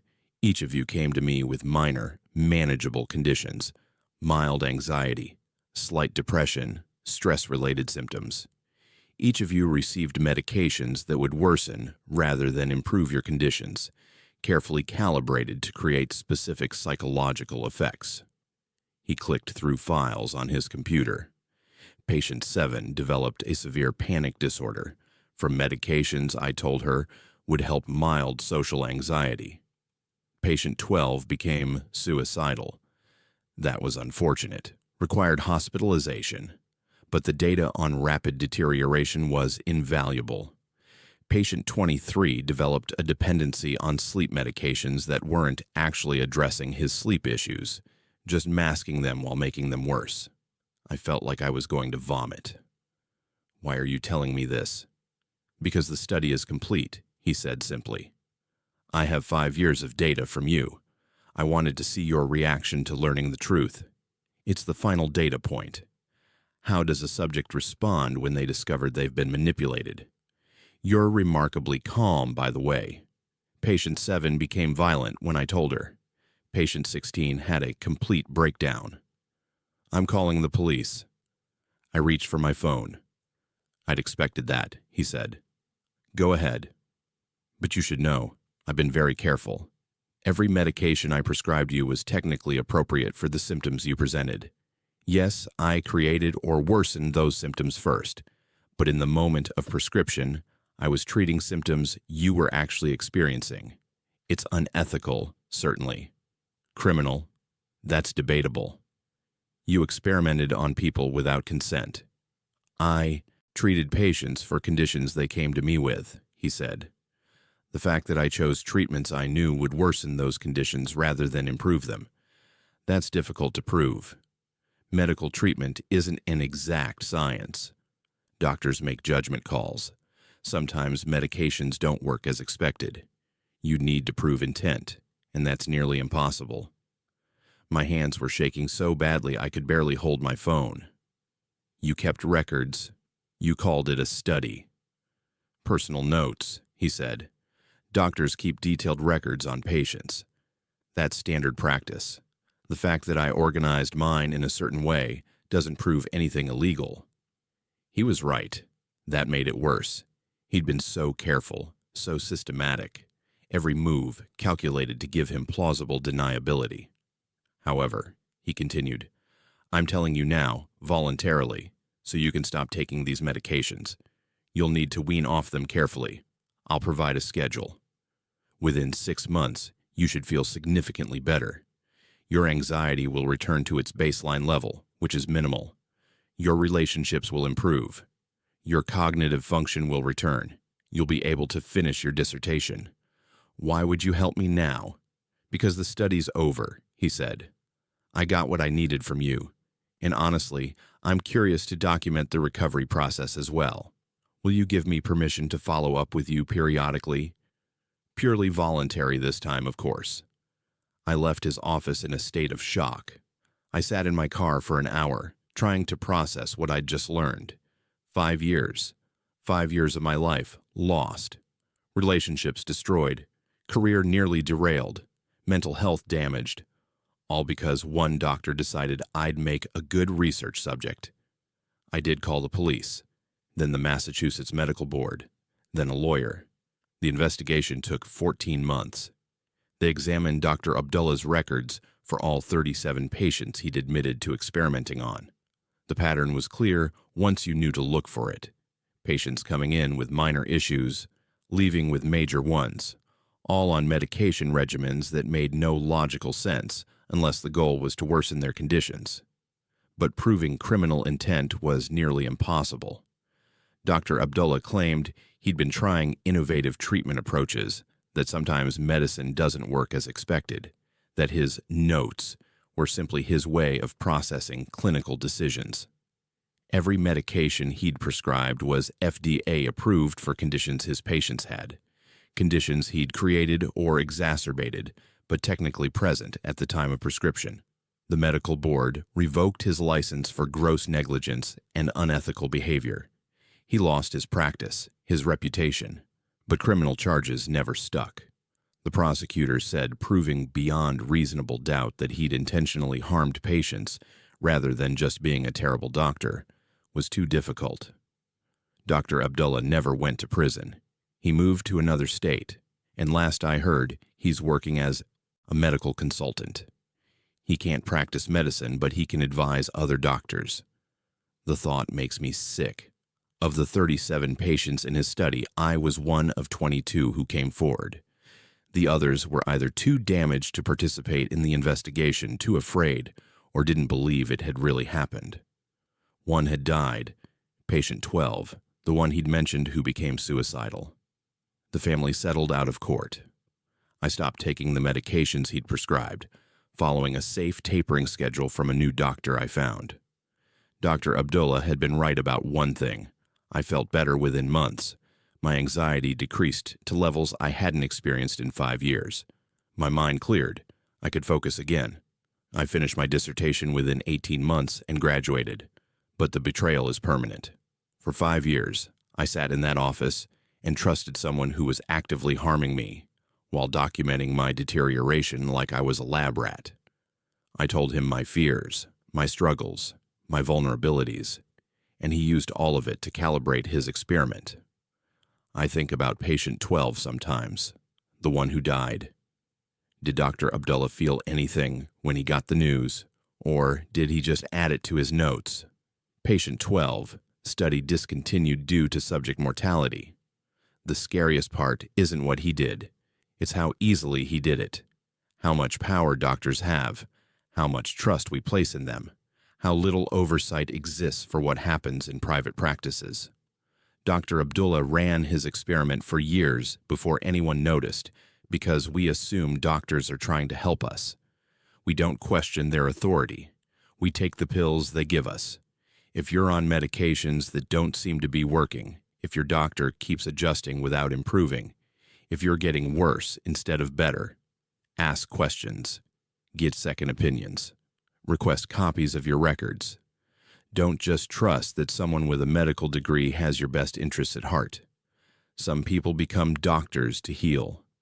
Some, like Dr. Abdullah, become doctors because it gives them access to vulnerable people and the authority to experiment without consequences. I'm one of 37 who are lucky enough to find out. How many others are in doctors' offices right now, being slowly broken down by the very person supposed to help them, never knowing they're part of a study they never consented to. Your doctor might be saving your life, or they might be documenting your destruction with clinical interest, waiting to see how long it takes before you break. Subscribe to Haunted Fears if this story made you question your medical care. Tell the Haunted Fears horror family in the comments if you've ever felt like your treatment was making things worse. Get second opinions, trust your instincts, and I'll see you in the next one. I paid $300 for a storage unit at auction, expecting old furniture or forgotten family heirlooms. Instead, I found 52 organized files documenting 52 lives, and mine was labeled "In Progress" with a red star and yesterday's date. My name is Yusef, and I'm about to tell you how buying someone else's abandoned storage unit made me realize I'd been someone's project for the last 6 months, and they were still actively hunting me. I got into the storage unit auction game in the spring of 2021. I'd lost my job during the pandemic, was doing gig work to pay bills, and needed a side hustle. Storage auctions seemed like easy money. Buy abandoned units cheap, sell whatever's inside for profit. I'd watched enough TV shows to think I knew what I was doing. My first few auctions were busts, junk furniture, water-damaged boxes, nothing worth the investment. But I kept going because occasionally someone would score big, a unit full of antiques or collectibles that made the whole venture worthwhile. The auction in Nashville on June 12th seemed routine. Hot Saturday morning, about 20 bidders, facility manager running through 5 units. The first 4 went quickly. Furniture, old clothes, nothing exciting. Then we got to unit 237. It was a climate-controlled unit, 10 by 10, and when the manager rolled up the door, it looked promising. Clean, organized, no obvious junk. Sealed boxes stacked neatly, filing cabinets, a desk. Could be office furniture, could be business inventory. Worth a gamble. Bidding started at $50. I went to $200. Someone countered at $250. I went $300 and no one bid against me. Sold. I spent that afternoon moving everything into my truck. The desk and filing cabinets would sell easy. The boxes were sealed with packing tape, labels on each one with numbers. Box 1, Box 2, all the way to Box 23. Organized, which was unusual. Most storage units were chaos. Back at my apartment, I started going through everything. The desk was solid wood, probably worth $200 alone. The filing cabinets were nice quality. Good start. Then I opened the first filing cabinet drawer. Inside were hanging folders, each one labeled with a name. Female names: Marlo, Soraya, Georgina, Shelby.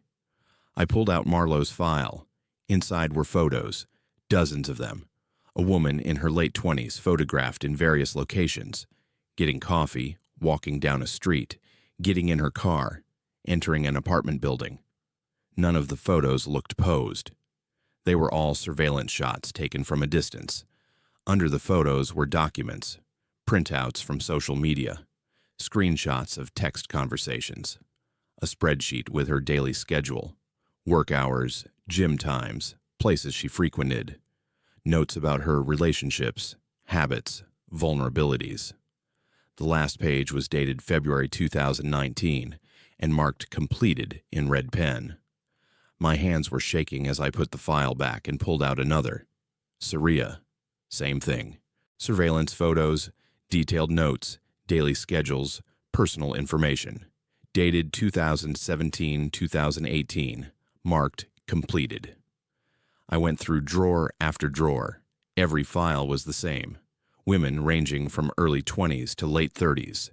Each file contained months or years of surveillance, photos, stolen information, obsessive documentation. Each one eventually marked completed. 52 files total.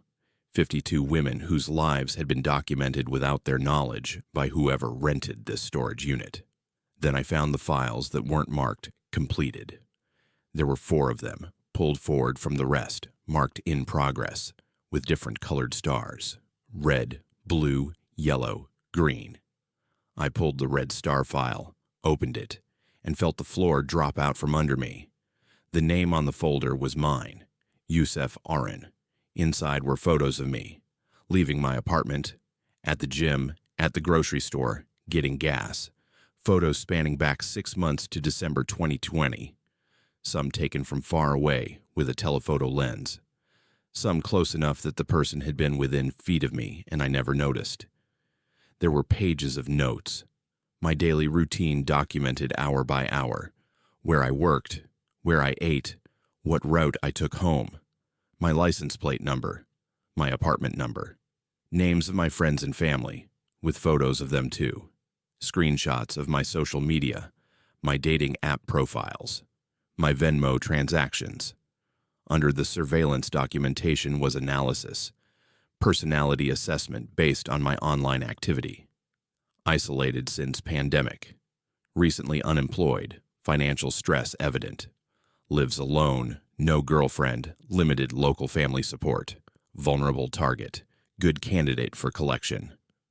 Collection. That word made my blood run cold.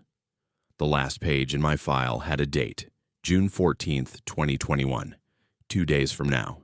Next to it, collection window opens. Subject follows predictable Sunday routine. Optimal time, 0700, 7-3 arrow between apartment and coffee shop. Street has minimal camera coverage. Proceed as planned. I dropped the file like it was on fire. Someone had been stalking me for 6 months. Someone had planned to do something to me in 2 days, and I'd bought their storage unit at auction by pure chance. I pulled the other 3 in-progress files. Blue Star, a woman named Galilea, documented for 4 months, collection date marked for next week. Yellow Star, a woman named Irene, documented for 2 months, no collection date yet. Green Star, a woman named Marina, documented for 7 months, collection date 3 weeks away. Whoever had been renting this storage unit was planning to take 4 people. Soon. I called 911, tried to explain what I'd found, but it sounded insane even to me.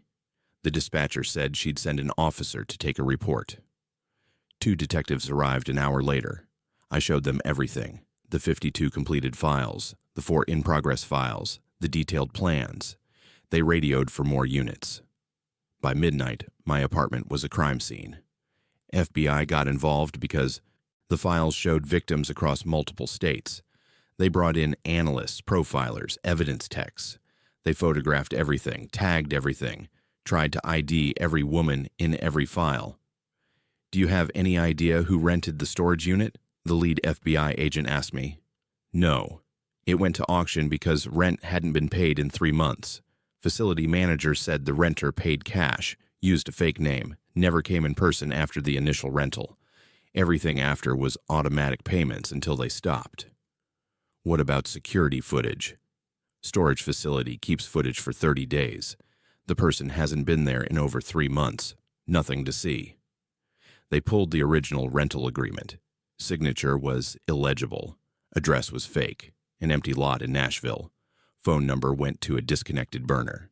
The person had been careful to leave no trail, but they'd made one mistake, abandoning that storage unit before finishing their plan.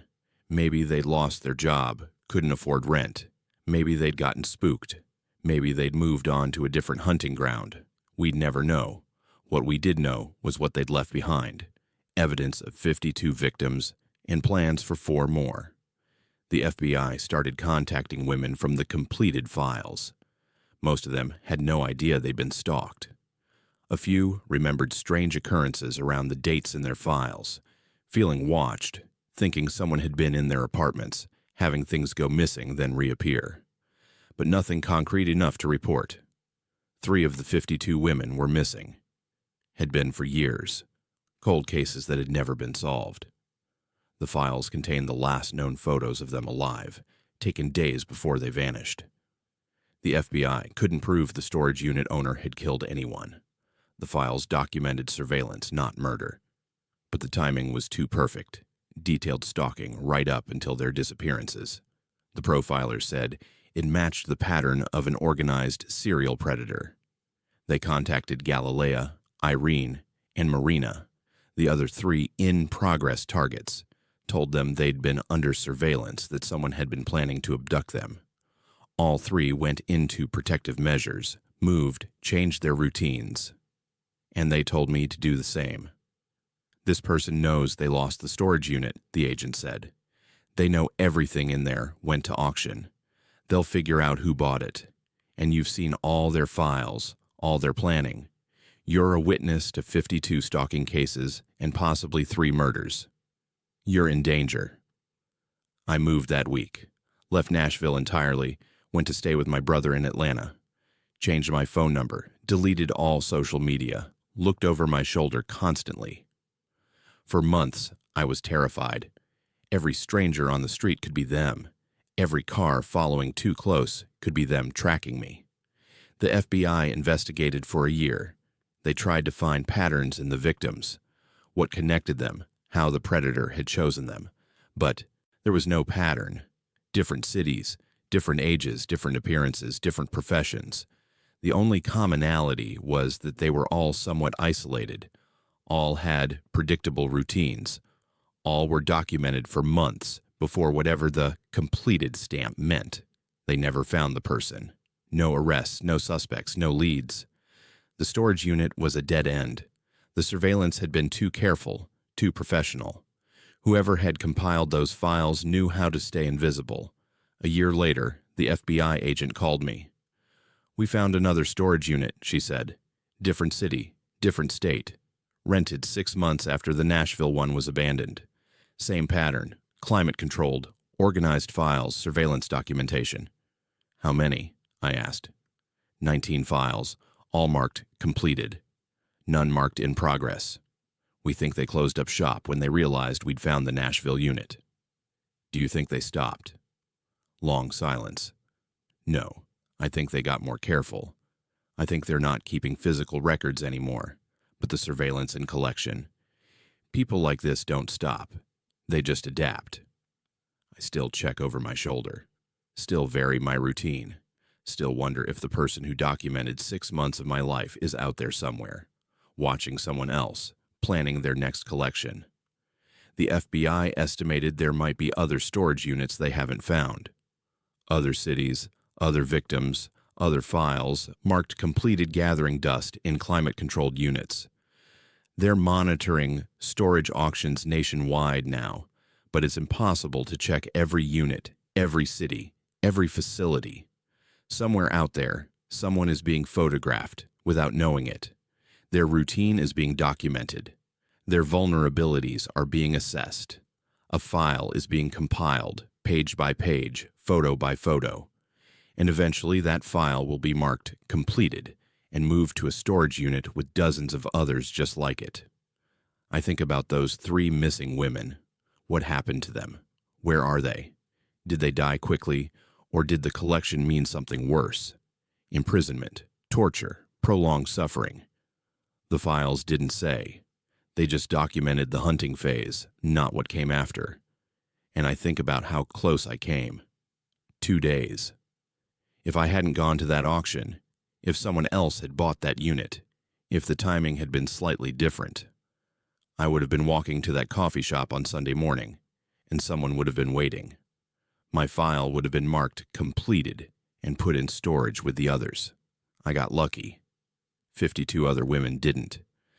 And somewhere right now, someone is compiling file number 73 or 85 or 107, with no idea they're being hunted by someone who's learned to be patient, to be organized, to document everything before they strike. If you feel watched, if you think someone's following your routine too closely, if things in your apartment seem moved or missing, don't dismiss it. Document it. Report it. Change your patterns. Trust that instinct that something's wrong, because the person hunting you is patient. They'll document you for months before they make their move. They'll learn everything about you while staying completely invisible. And by the time you realize you're being stalked, your file might already be marked in progress, with a collection date circled in red. Your life might already be boxed up in storage, waiting for someone to find it years too late. If this story terrified you, subscribe to Haunted Fears right now and join our horror family. Share this video with someone who needs to hear it. Drop a comment telling the Haunted Fears horror family if you've ever felt like you were being watched or followed. Hit that like button, stay vigilant, protect yourself, and remember, the person documenting your life might be closer than you think. Stay safe, and I'll see you in the next nightmare.